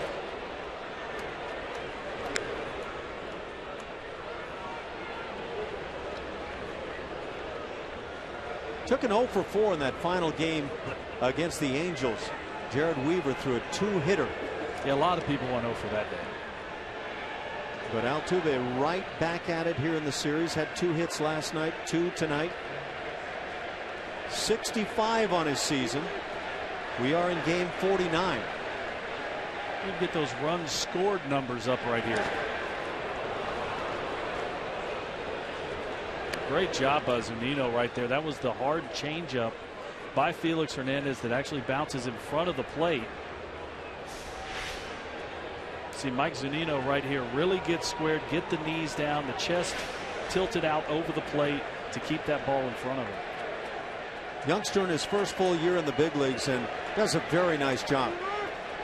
Seattle feels that they have a catcher for the long term now. And now a 3-2 count. John Buck is the backup catcher and actually swung it very well in Houston when Seattle was last in town. Actually, John Buck defensively is another guy very, very good. If he had a little bit more of the hit tool, he would probably be a starter somewhere. Saw John Buck a year in Toronto when he hit more than 20 home runs. Had a nice year. Fowler grounds it foul. Count stays filled. First base is open. Jason Castro waits on deck. Tarek Brock goes by T.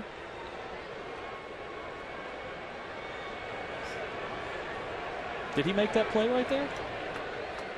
I didn't see, but I'm going to have to say yes. You always say yes. The guy made a great play. Tarek was quite a sprinter athlete back in his younger days. One of his kids is an outstanding high school sprinter now. Actually, he looks like he could still run a little bit now. I have a feeling that might be the case. Dexter Fowler hitting .267. Good time for a knock.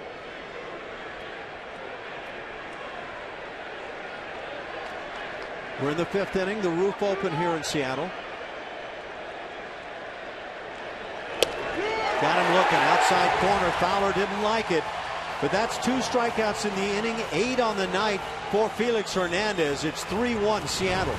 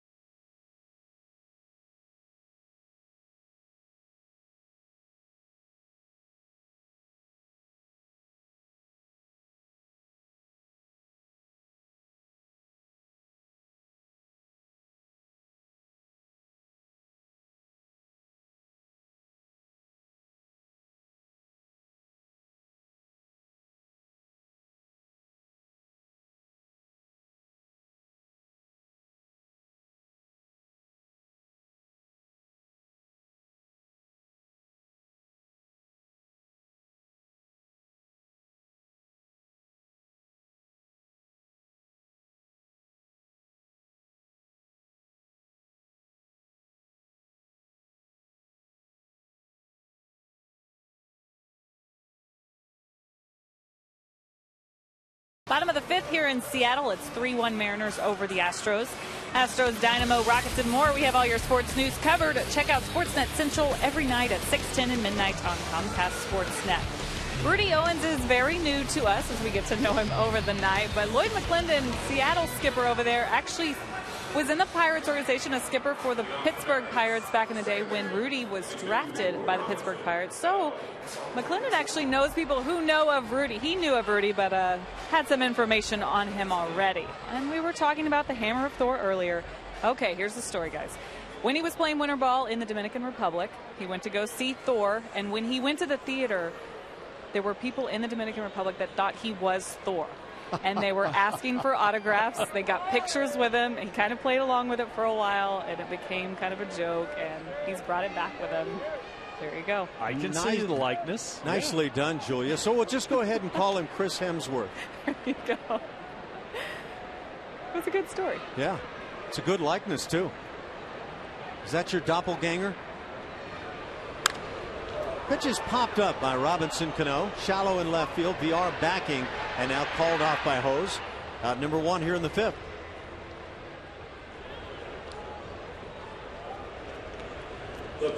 Big out right there for Rudy. Robinson Cano is actually 2 for 2 with a couple singles and a run scored tonight. That was a big swing. You saw Robinson Cano's reaction afterwards. Wasn't real pleased with himself at swinging at that pitch. You meant by Chris, right? Exactly. Yes, yeah. Exactly.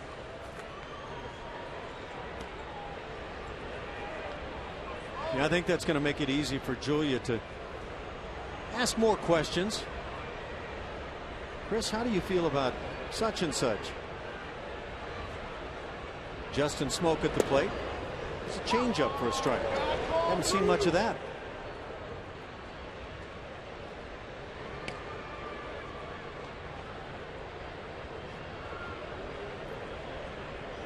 Alan, Rudy Owens was actually the Pirates Pitcher of the Year in 2009 and 2010.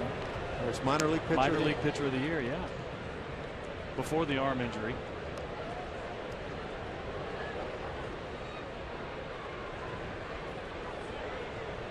Well, when you don't really break 90 much, you better be very good with the paintbrush. You better change speeds, and that's a nice job changing speeds.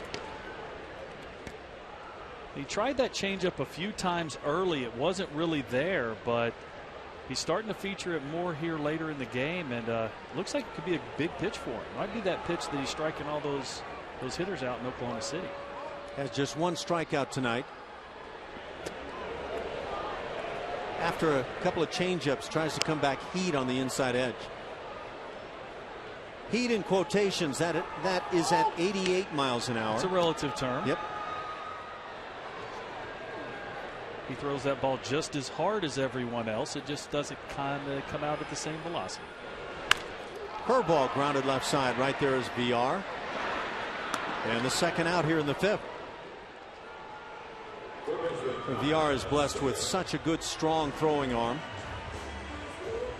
Brings up 5-hitter Kyle Seager. He has great feet. He's so smooth, but the action in his lower half really takes a lot of the pressure off his arm when he throws. Here we're going to see VR's footwork. You see him kind of go around the ball, but you see him go to his target with a couple shuffle steps. Knew he had enough time with Smoke running. There were times last year for Jonathan VR that I'm not so sure he used the feet to his best advantage, and it cost him quite a bit. I would agree. Yeah, there were times he would stand flat-footed, and we see him throw the ball high to first base. He got to work this spring, and it has made a huge difference. And Julia's got some more info on that. You guys talking about VR just a second ago. Pat Listash and VR spent some time early today before the guys took the field getting some grounders in. He did 25 for 25. So he sent several grounders his way, in front of him, to the right, to the left, right to him, kind of all over the place, because Pat Listash wanted to get his intensity up. He said he just felt like he was very low intensity the past couple of days. He came out, did some early work, and Pat very happy with what he saw from VR. Pat Listash deserves a great deal of credit.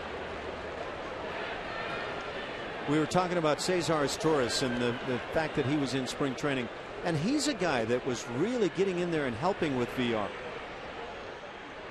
It's got to be hard to do when you're that veteran player. A guy plays your same position, and you help him out and turn him into a very good defensive player. Yeah, especially when there's an open competition.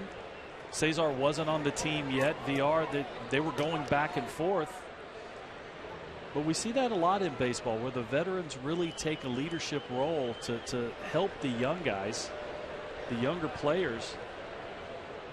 And VR has, where we saw some mental lapses last year in his footwork, we've seen him do a very good job of keeping that intensity, keeping that footwork up, and not taking just the regular play for granted.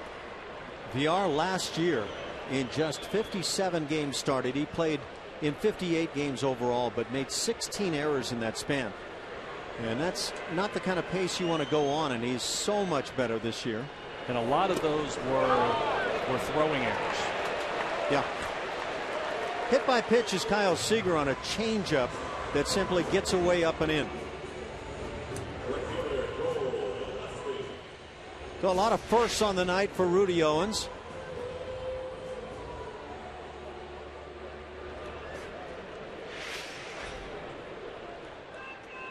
A painless hit by pitch for Kyle Seager. He's aboard with 2 outs for Cole Gillespie.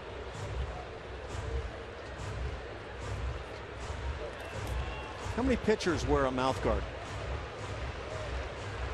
You know, Alan, I think there's more now than you would expect. I know for the longest time the only player I knew that really did it was actually Roger Clemens. And he actually wore some kind of protection all the way back to his Boston days. Was that to protect the teeth, or was it for concentration purposes, to stay with your facial monitoring, if you will, keeping things exactly the same? I think it was more for his teeth. I don't think it was a situation that he felt like it helped him in any way. But it's much more prevalent now. There are a lot of pitchers that wear some kind of Invisalign type mouth guard.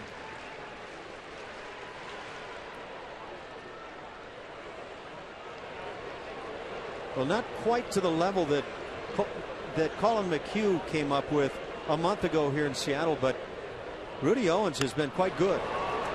Excuse me, ground ball right side. Altuve with the play, and that'll do it for Seattle. So Owens has gotten through 5 innings, but trails it 3-1.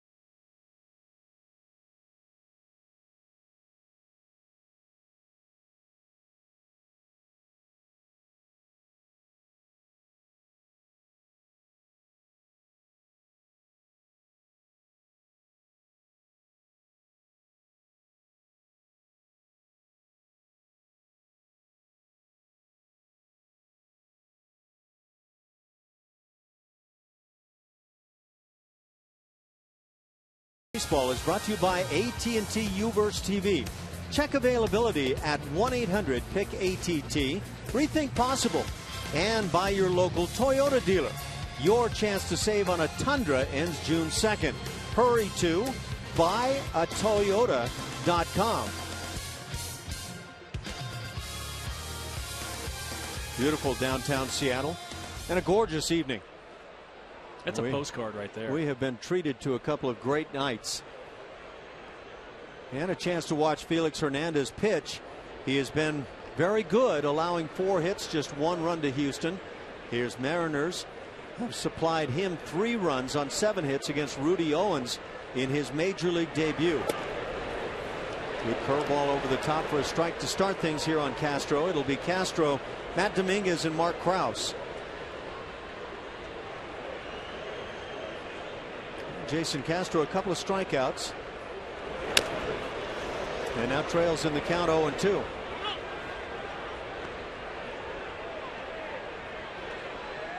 Felix going at Castro. First pitch curveball down, then the changeup to get ahead of Castro 0-2.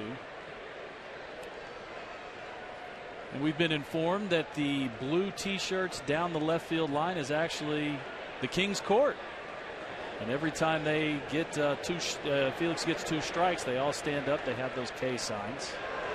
Thought there might be a Michigan Wolverine football game getting ready to start. Ground ball back to the mound off the body of Hernandez, but he gets on it and guns and gets Castro. Nice play by Hernandez. Good job of recovery. To see exactly where this ball hit him. Lloyd McClendon, the trainer, are coming out. I think got him in the foot. Looked like maybe off that right ankle. Well, that's a quick release after picking up the baseball.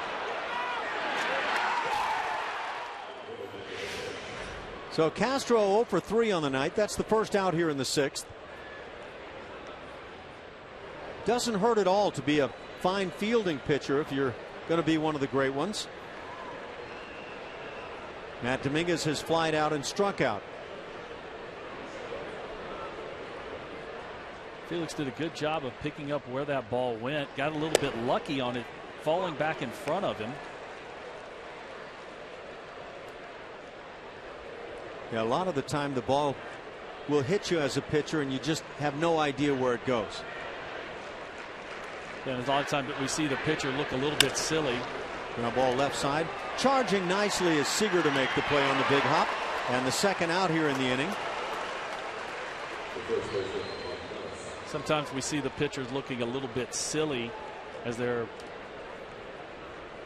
spinning pirouettes on the mound trying to find out exactly where that ball goes.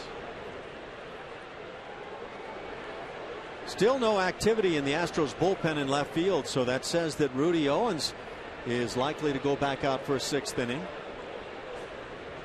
Mark Krause, he's 0 for 2. Robbed in the 2nd inning. A terrific play by Justin Smoke. Hey, you're trailing if you're Rudy Owens, but you're pitching well. Pitch is popped up shallow in center field. Franklin, the shortstop, called off by the center fielder as Jones makes the play. And a quick 1, 2, 3, 8 there, 6th inning rather. It's still 3-1.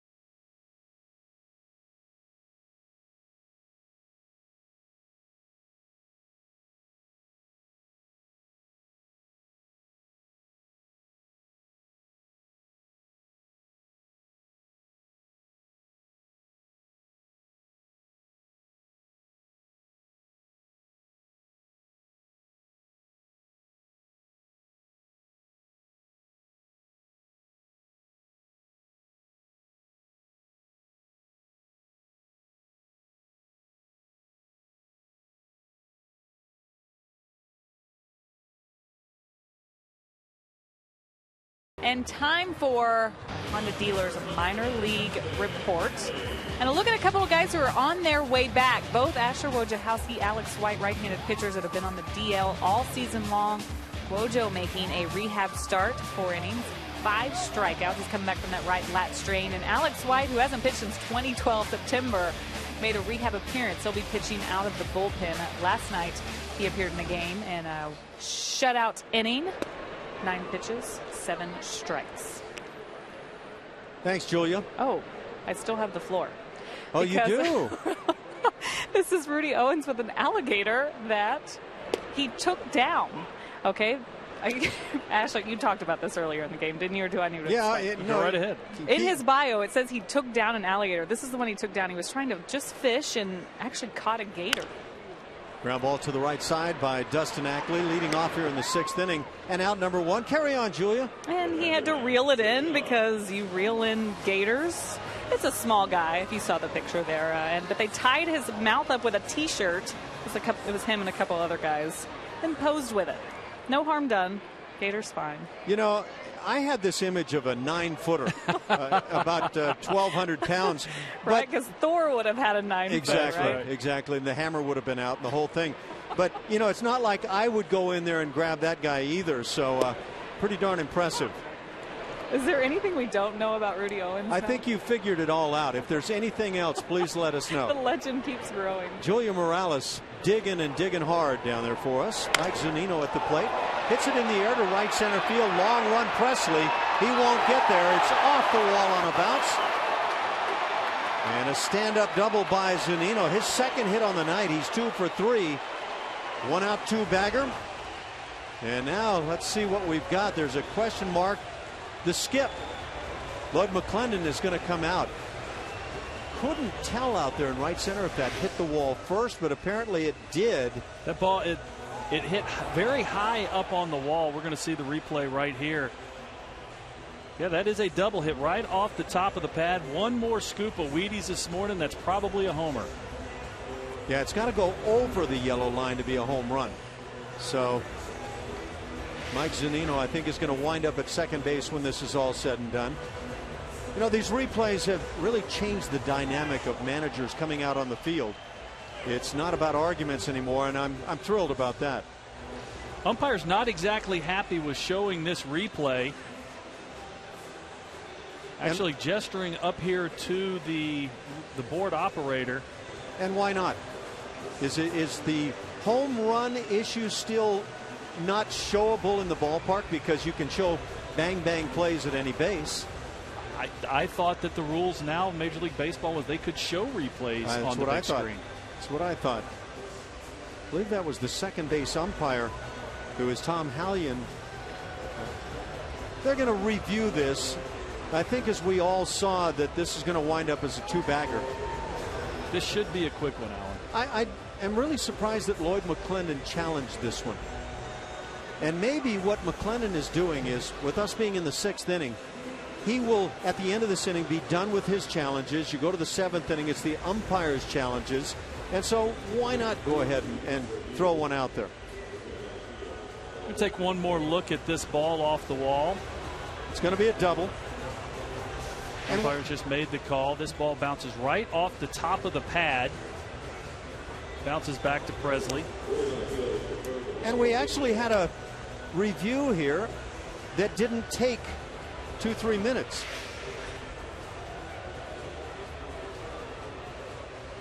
So Lloyd McClendon takes his shot, and it really doesn't matter because at the end of the inning he won't have any left anyway. So a 1-out double for Zunino. 9-hitter Willie Bloomquist comes to the plate. I don't know if any of us anticipated that Rudy Owens would still be in the ballgame here in the 6th inning. No, with his last start giving up 8 earned runs in 3 innings in Oklahoma City against Nashville. Ball is hammered down the left field side. If this one stays fair, it's going to be trouble. And it is a fair ball. 2-run home run, Willie Bloomquist. And all of a sudden, what was a 3-1 ball game is now 5-1. Seattle on top.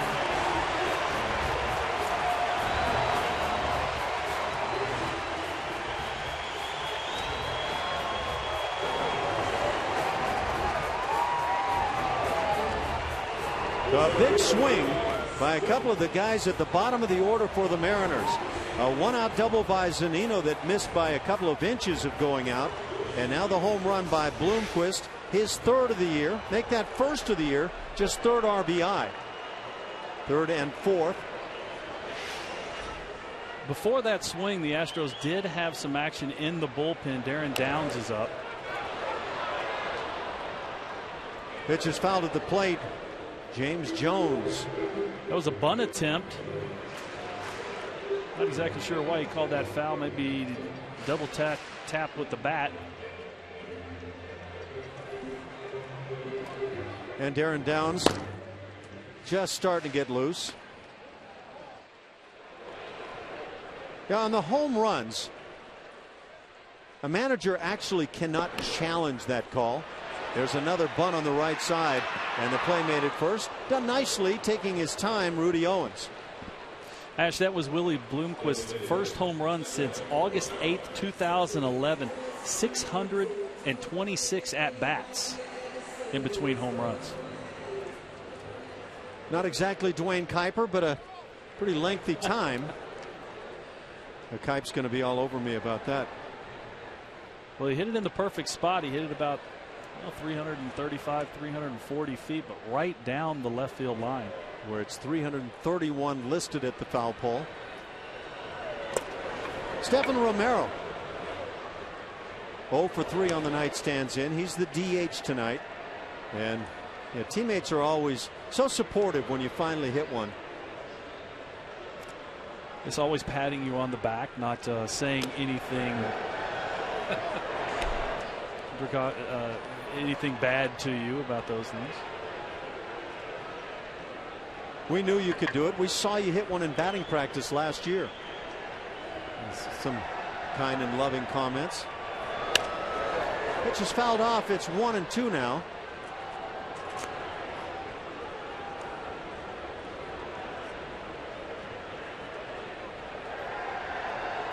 So with that one swing by Bloomquist, what was just the 2-run game suddenly opens up for Seattle.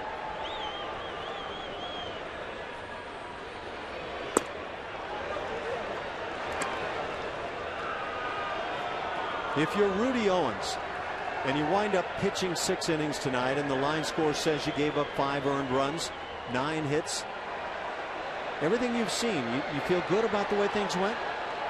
I think for a big league debut against a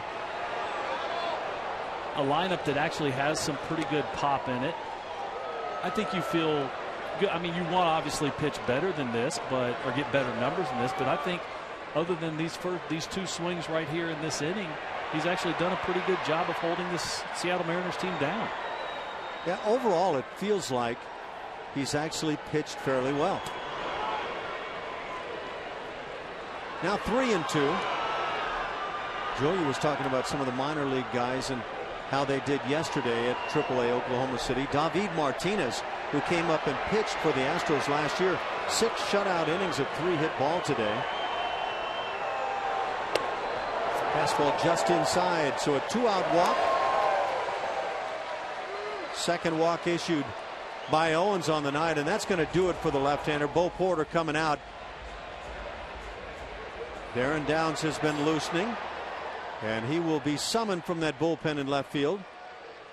Haven't seen Porter yet make the move with his arm, but Darren Downs, yes, he has. Darren Downs has already started toward the gate. That'll do it for the major league debut of Rudy Owens as he allows 5 runs and leaves a man on board here in the 6th inning. 5-1 Seattle.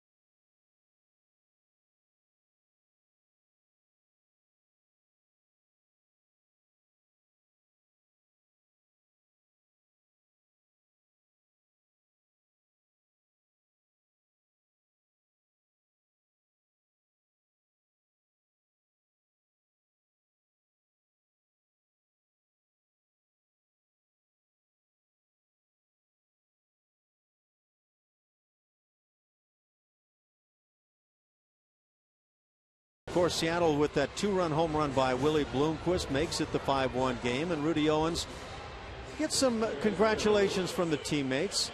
I think there has to be some pluses and minuses in Rudy's mind now.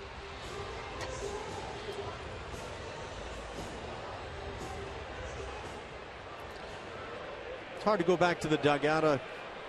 A lot of what you are supposed to do is when a pitcher is trailing, leave him alone, and so he's alone to his thoughts. Well, this was a big day for Rudy. Coming up here to Seattle to face these Mariners for a big league debut. Left-hander Darren Downs now on and brings the good starter pitch. The slider has Cano out in front. Downs has worked just 4 2/3 innings, and he's allowed only 2 hits. A couple of walks also. No runs against him.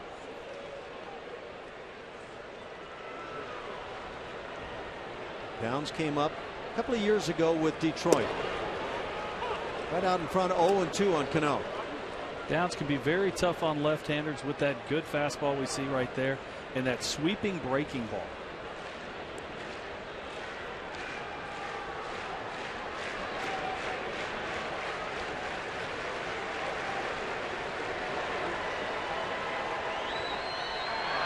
Runner goes, throw to first base, and on down to the shortstop VR, who applies the tag. So a caught stealing of Stephan Romero.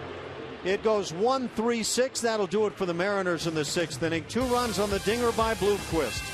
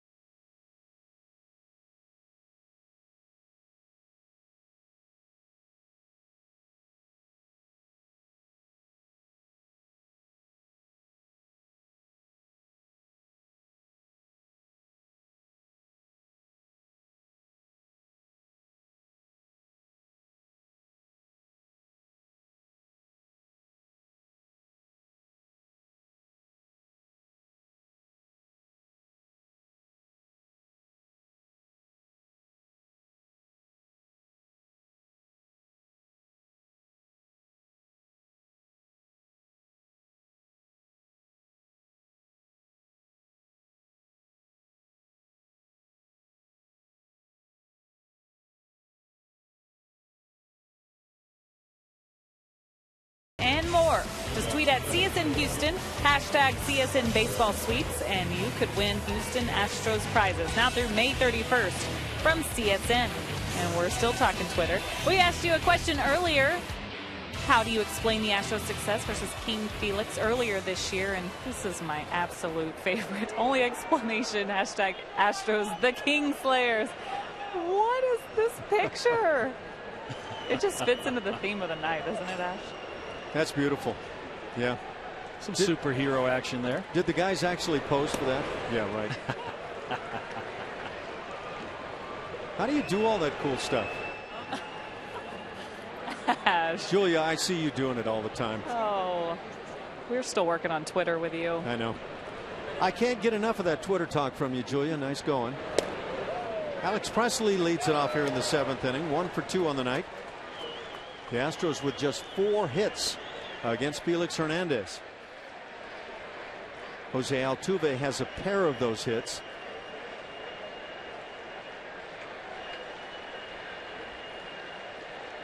The offense had gotten hot, and suddenly now for a 3rd straight night just completely cooled off. Seager with the play, out number 1 in the 7th.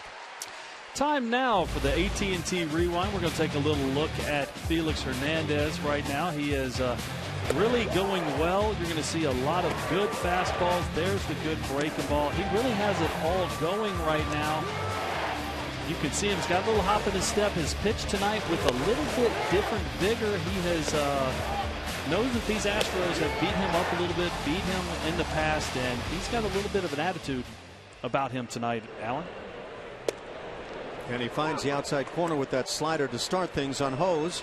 Hose has struck out and grounded out. LJ now hitting .212. Well, the Astros need to find a way to get this offense kick-started once again. Felix Hernandez at 85 pitches. He hasn't had a complete game in quite a while. So I wouldn't think that this would be the game he would go that far. Now, I don't know if that's the change or a two-seamer.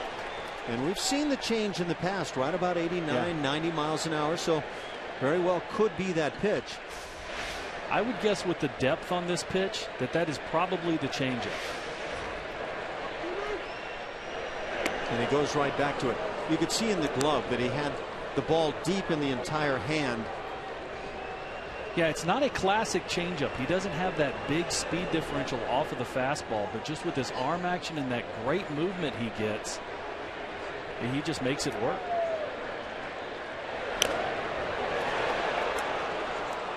Oh, stays alive. It's 2-2.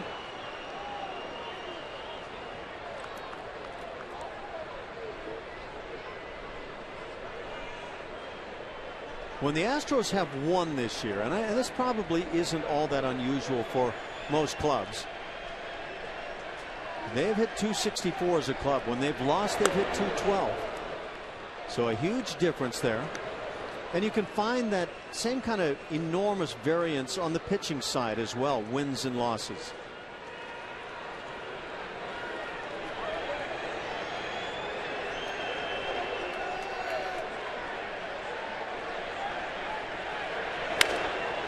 And again, fouling it off. 3-2 on Hose. When the Astros score 4 or more runs, they're 16-6. When they score 3 or fewer, they're 1-25. And it's a team averaging less than, or right about 3.5 runs a game. So makes it pretty easy to see why the record is as it is. They strikeout here of Hose. That's the second out of the inning. They begin the night at 17-31. That's 13.5 games back of first place Oakland.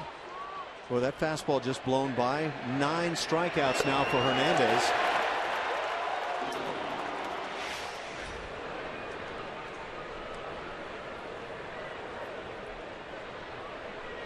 Another telling stat for the team. And again, we're only talking about 17 wins. But in the 17 wins, the Astros have hit 34 home runs. Ground ball right side, 2 big hops. Smoke takes it to the bag in a 1-2-3 7th inning. Hernandez continues to breeze. It's 5-1 Seattle.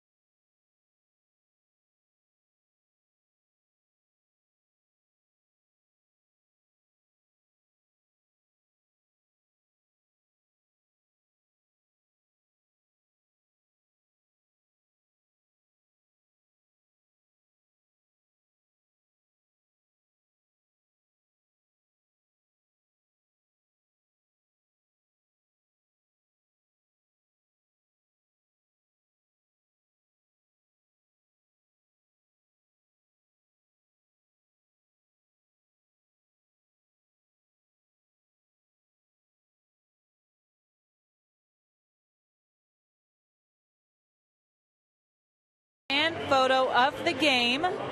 Let's see who it is today.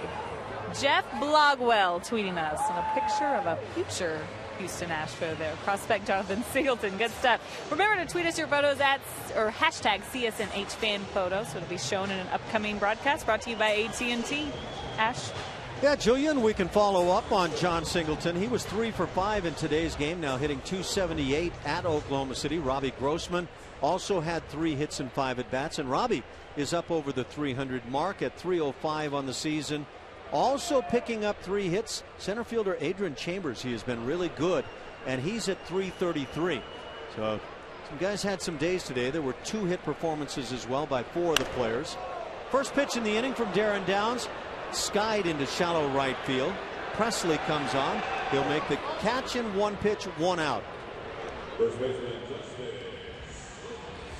Well, Alan, I was going to say the only unfortunate problem that Darren Downs had with picking off Romero to end the last inning was he had to face Robinson Cano again, but he took care of that in short order. Robinson Cano probably going up there trying to get that first pitch and launch it. By the way, I was ambush, looking at some numbers around Major League Baseball this year. Best pitch, what do you think for batting average, the best individual count, batting average, and home runs? Oh, I would venture to say fastball because there's more fastball thrown. Count wise is you're for the count. I'm going to say 1-0. How about first pitch? Really? Highest batting average, highest total home runs. That's actually a little bit surprising. Well, you said fastball, and that's the count where hitters generally go to the plate and say, I'm going to get a fastball. And pitching coaches will say, throw a fastball for a strike. Right. Well, it's not hard to figure out a lot of times what you're going to get. And major league hitters tend to crush that first pitch. Ball hit sharply through the hole on the right side with that shift on. Justin Smokes takes advantage. A 1-out single. It'll bring up Kyle Seager. Saturday, May 31st, 10,000 fans will receive an orange Jose Altuve jersey courtesy of Houston Methodist. First pitch against the Orioles is at 3:10, but get there early to get your Altuve jersey. For tickets, call 1-877-9-ASTROS or visit astros.com. I've said it a number of times. If you're going to employ the shift into a pull scenario, you can't pitch a guy away. It leaves a hitter for most cases with only one option to hit the ball away, and that's exactly what happens with Smoke. 1-out single. Seager is 1 for 2. He has singled in a pair of runs in the first, flied out, and been hit by a pitch. Yes, if Altuve was playing straight up second base, he would have had a play on that. Darren Downs just balked. Justin Smoke goes to second.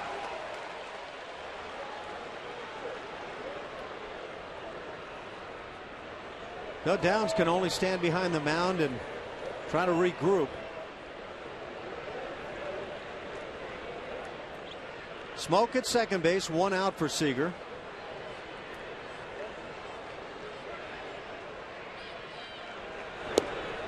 Good slider for a strike. 1-1. Going to take a look at that balk right here by Darren Downs. Oh, he drops the ball. That'll do it. Yep. Which is why a lot of people have said through the years, put the ball in your glove. That is true. I don't know if that helps or not. 1-1 pitch, little looper, and with the shift on, this is going to drop easily in shallow left field. That'll score a run. 6-1 Seattle on top. Kyle Seager now 3 RBIs on the night and 28 for the season.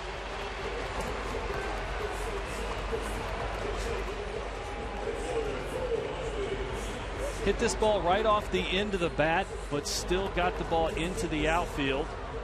And it was hit so softly that Fowler or Hose, neither one had a play on it or had a play at the plate on Smoke. You can see the contact right here. Ball down and away, breaks the bat. But Alan, I think you hitters call that the bat going down as a hero. Guy's a hero. Yeah. You hate to lose that gamer bat, but if you got to lose it on a knock.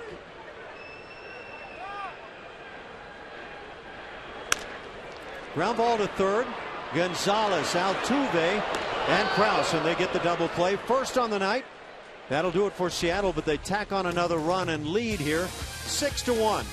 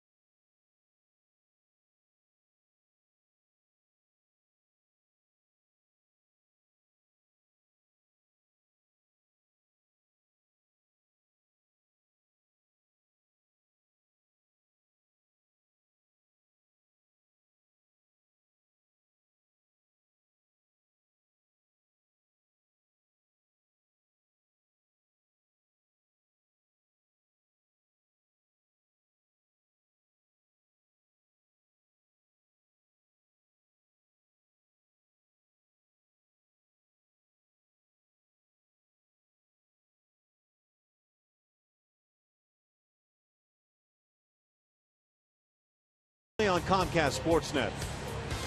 Dallas Keuchel is that hottest pitcher. Boy, has he been good recently.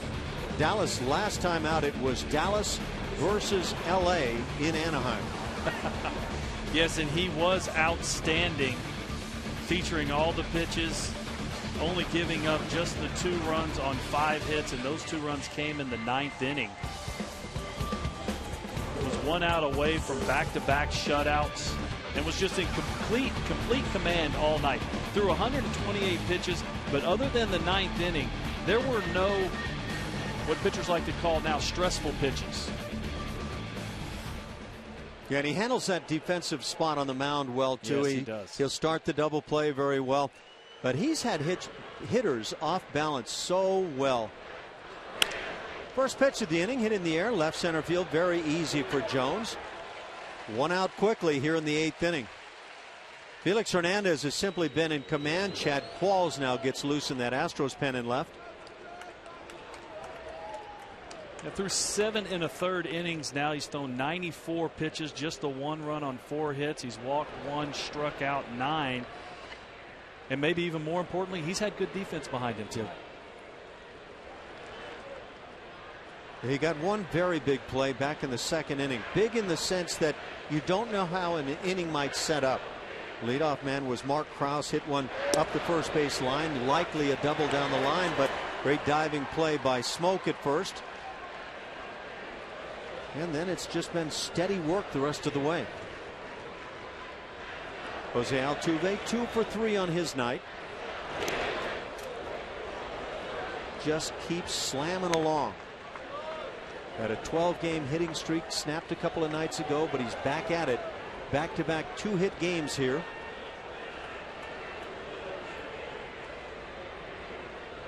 Back on that minor league report, Lancaster's Jethawks. As the ball is sharply hit off the foot and leg of Hernandez. Digging down the line. Altuve has a 3rd knock of the night.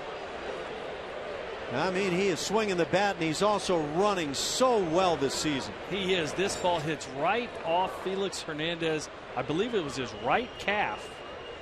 You kind of saw him kick to try and put a little bit of skin on it, but he might be paying that price right here, where that calf might tighten up a little bit. But that ball bounces into the 5-6 hole, and only because of Altuve's speed was he able to. Kyle Seager makes a great play, spinning throw, but Altuve clearly safe. Yeah, Seager was on that very quickly, getting rid of the ball, but that's how well Altuve has run all season long. And again, he's the leading base stealer in the American League. Felix Hernandez has a smile on his face, but he may have an ice pack on his leg after the game. In the M's pen, it's Charlie Furbush, the left-hander, getting loose. They also have a right-hander now starting to toss. We'll see who that is as quickly as we can. Felix going to try and get through this inning, but I've been hitting the calf, Alan. That hurts very badly, and it's something that can knot up literally at any time. Hence the possibility of that ice on his leg after the game. Dexter Fowler swings through it, 0-1. Dexter hitting .265. He's singled in 3 at bats. The other 2, a couple of strikeouts. If Hernandez gets another strikeout on the night, it'll be double digits. Danny Farquhar, that right-hander.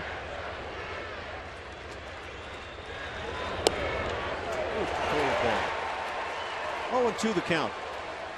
He's got all the pitches. He does. You throw out the possibility of a knuckleball or screwball and everything else at his disposal. All his pitches have such great depth on them. It's really hard to get underneath and put the ball in the air.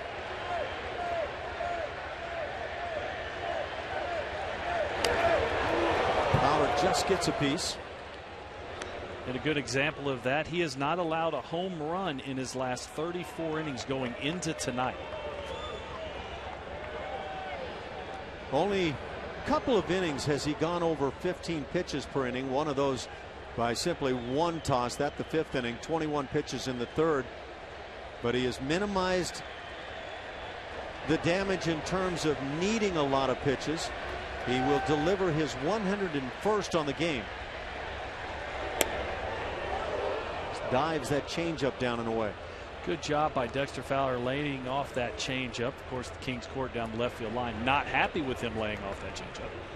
Mentioned Lancaster and the Jethawks, some of the guys that have been doing so well. Anthony Kemp took an 0 for 4 today, but still hitting .346. That's how good that young second baseman has been. Carlos Correa 0 for 2 with a couple of walks. He's hitting .302. Ground ball glove by Hernandez. Tries to start 2, a poor throw, still handled. Shortstop Franklin able to make the double play, so it goes 1-6-3, and Hernandez firing himself up, and the crowd here in Seattle.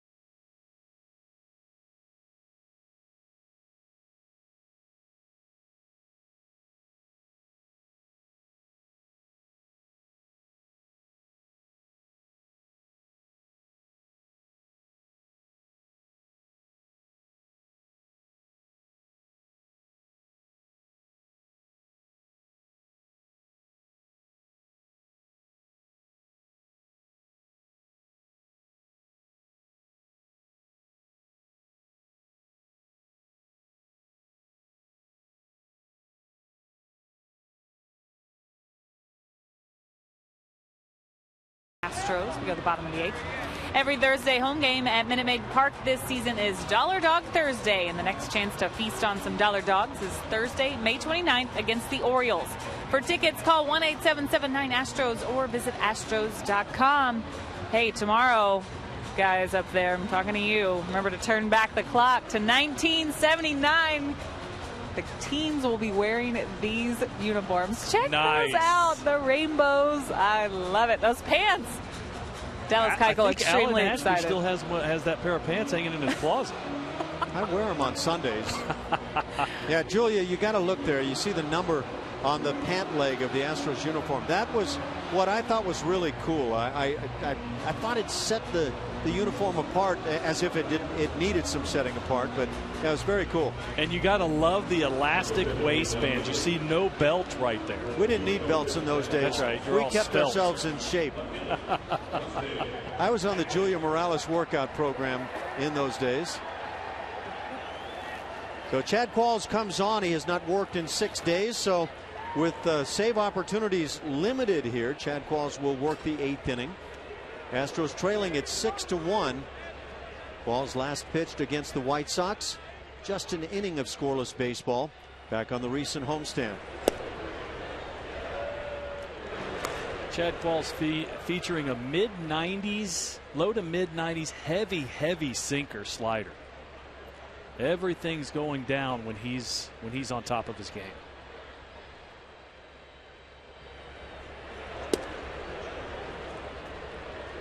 Falls behind 2-0. Working it to Dustin Ackley. He's the 7 hitter, followed by Mike Zunino and Willie Bloomquist. It was 2 of those guys in the 6th inning doing some damage to add a couple of big runs. What was a 3-1 game went 5-1, and since then 6-1.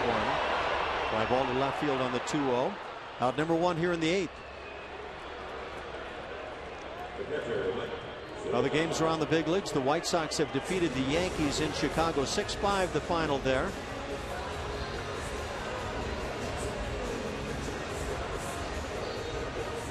Hiroki Kuroda got roughed up a little bit by the White Sox.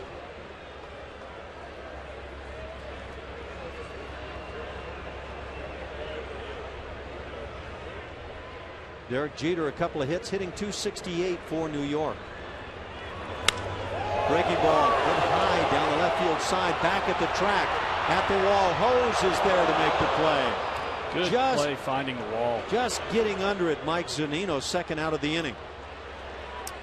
Great guests, hot topics, and no holds barred debate. Kevin Uschenfelder serves it up every single night on Sports Talk Live at 5 p.m. only on Comcast Sportsnet.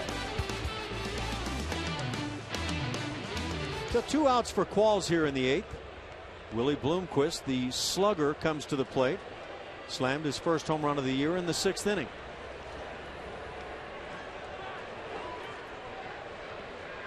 Rudy Owen started his major league debut and allowed 5 earnings over 5 2/3 innings, 9 hits and 1 home run. Walked a couple, striking out 1. Alan, that last play by L.J. Hose, he did a good job right as he got to the track, took a quick glance to make sure he knew where the wall was, so he didn't flinch because that ball was right up against the wall. Clayton Kershaw worked for the Dodgers tonight, 6 shutout innings, 2 hit ball. And Yasiel Puig had himself a night. Puig going 3 for 3. Also drew a couple of walks. Puig's hitting .343. It's been pretty quiet this year for Puig in terms of his success with the bat. It has been. What a remarkable player. True 5 tools. Dodgers defeated the Phillies in Philadelphia 2-0. Clayton Kershaw signed a mighty big contract. He's been on the DL this year, but when he hits the field, he is tough to get to, and that's the same story tonight here in Seattle with Felix Hernandez mowing down the Astros.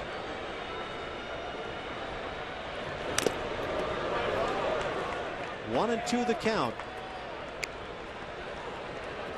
The Pittsburgh Pirates hosted and beat the Washington Nationals 4-3 this evening. Texas falls at Detroit 7-2.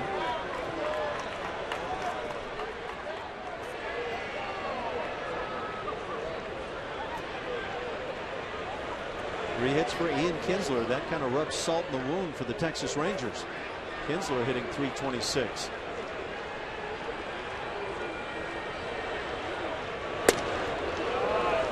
Two balls and 2 strikes.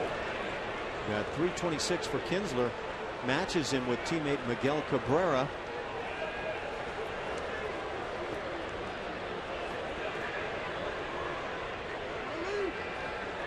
Anibal Sanchez back now for the Tigers, picking up the win, his second on the year.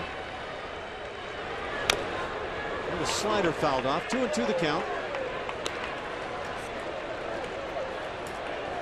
Baltimore down the Tribe 8-4. Milwaukee wins at Miami 9-5. Where the Miami Marlins had it rolling along pretty darn well. Injuries now have probably taken a huge bite out of what might have been their season. St. Louis falls at Cincinnati 5-3. The Atlanta Braves find a way to win again as they down the Rockies 3-2. It really is remarkable what Atlanta has done with. Strike three is called on Bloomquist. Sorry to cut you off, but that will do it for these Seattle Mariners. A 1-2-3 8th inning. A lot of work for the Astros to do.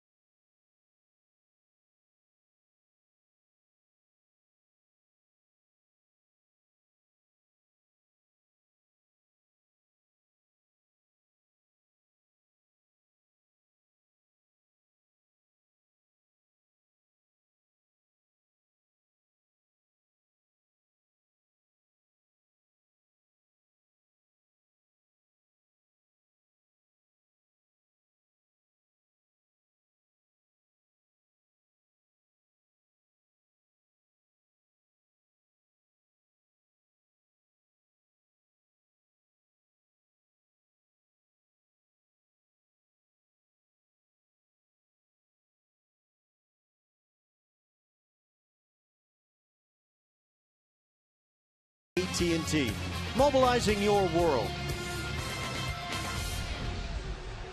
Doesn't get much prettier, and there's Safeco Field for you. That's side by side with where the Seattle Seahawks play. 6-1, the Mariners on top here, trying to make it 2 straight in the series over the Astros. It's a 4-game set that concludes on Sunday afternoon. Dallas Keuchel goes to the mound tomorrow. And Charlie Furbush now comes in for these Mariners to work the 9th inning as Felix Hernandez is done with 8 innings of work. Charlie Furbush, tall, lanky left-hander, power arm. You see the numbers on the season. This is his 20th game. Has struggled a little bit with the ERA, but this guy has swing and miss stuff. And you can see that opponents' batting average are a little bit high for a guy that has stuff like Furbush does. Felix Hernandez, 8 innings, 5 hit ball, 1 run. It was earned against him, 1 walk and 9 strikeouts on 102 pitches.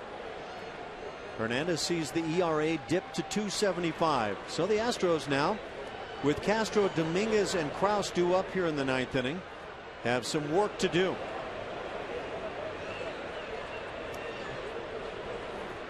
With a couple of those scheduled bats being left-handed, good reason that Lloyd McClendon has gone to the left-hander.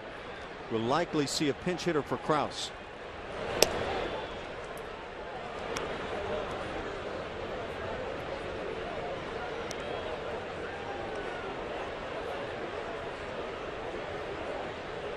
Jason Castro 0 for 3 with a couple of strikeouts. For Jason, the batting average at 2 1/4. King Felix's line on the night, Alan. 8 innings, 5 hits, 1 earned run, 1 walk, 9 strikeouts. The Astros did all they could to knock him out of the game, hitting him twice, but just couldn't do it. 2-0 the count. Fastball thrown on by.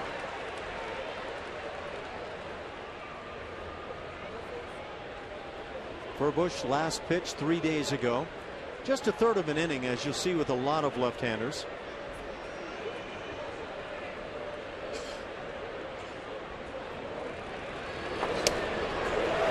Back to the breaking ball.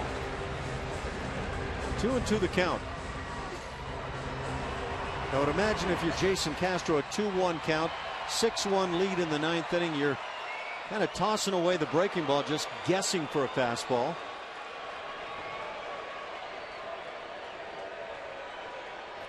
You could see why Furbush could be tough on left-handed hitters. Slider is hit in the air to right field. Going back to make the play, Gillespie. First out here in the 9th. He left that slider a little bit inside where Castro get to it, where the previous one was away from him.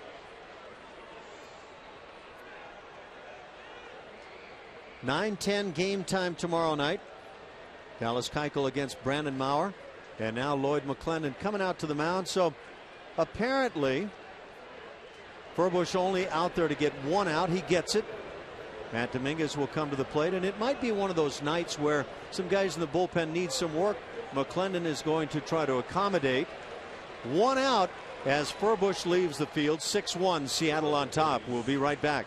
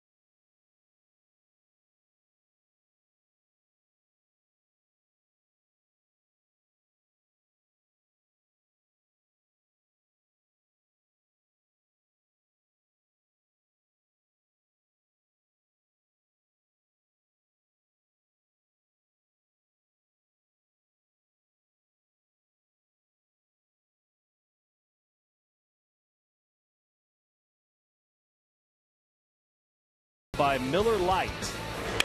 We're featuring Jose Altuve right here. 3 for 4 on the night with a stolen base. Not exactly sure what he does against King Felix, but he absolutely owns him. He's 6 for 10 in his career. I'm sorry, on the season against King Felix. And you see the last one wasn't just a base hit, actually hit King Felix in the calf for a base hit. He is just absolutely on fire, Alan, just squaring the ball almost every time he pulls the trigger. And he's a hot hitter. And I think you could put just about anybody on the hill, and you're going to get a good-looking night from the Astros leadoff hitter. Danny Farquhar comes on, the right-hander, to face Matt Dominguez. That means Mark Krause is on deck and ready to go. That Seattle bullpen quiet, so it's in the hands of Farquhar now, who has an 0-2 count. Danny Farquhar with very good stuff. You see the good ERA at 2.91. Very low opponent batting average. Guy can throw in the mid-90s, but has a lot of good off-speed offerings and has actually done some closing for them in the past. A lot of guys around these days with closer arms. But a lot of them get that opportunity and just find it to be a tough job to come through with. Breaking ball got him. Matt Dominguez waving out in front. Zunino makes the play down to first base. Second out here in the 9th inning. That's 10 strikeouts of Astros hitters on the night. And the Astros now an out away as Mark Krause comes to the plate.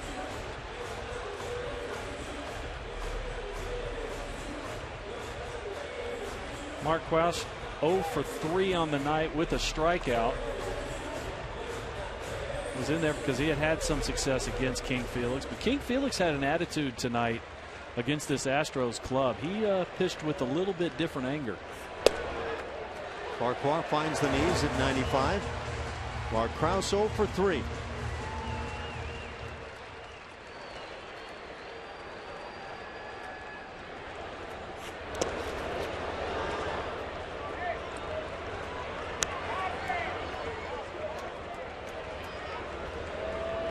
Alan, coming into tonight, the Astros 5 through 9 hitters were 2 for their last 48. It didn't really get any better tonight, going 1 for 14. Another strike at the knees, 1 and 2. Now, there were some times early in the season when the bottom of the order was carrying things, but it has not been the case here recently. Krause drills one to right field, going back and over and making a nice running grab is Gillespie, and that'll do it for Houston. A 1-2-3 ninth inning turned in by the bullpen of these Mariners. And with Felix Hernandez on the hill, they win it 6-1 handily as Hernandez picks up the win. 2 straight for Seattle here in the series.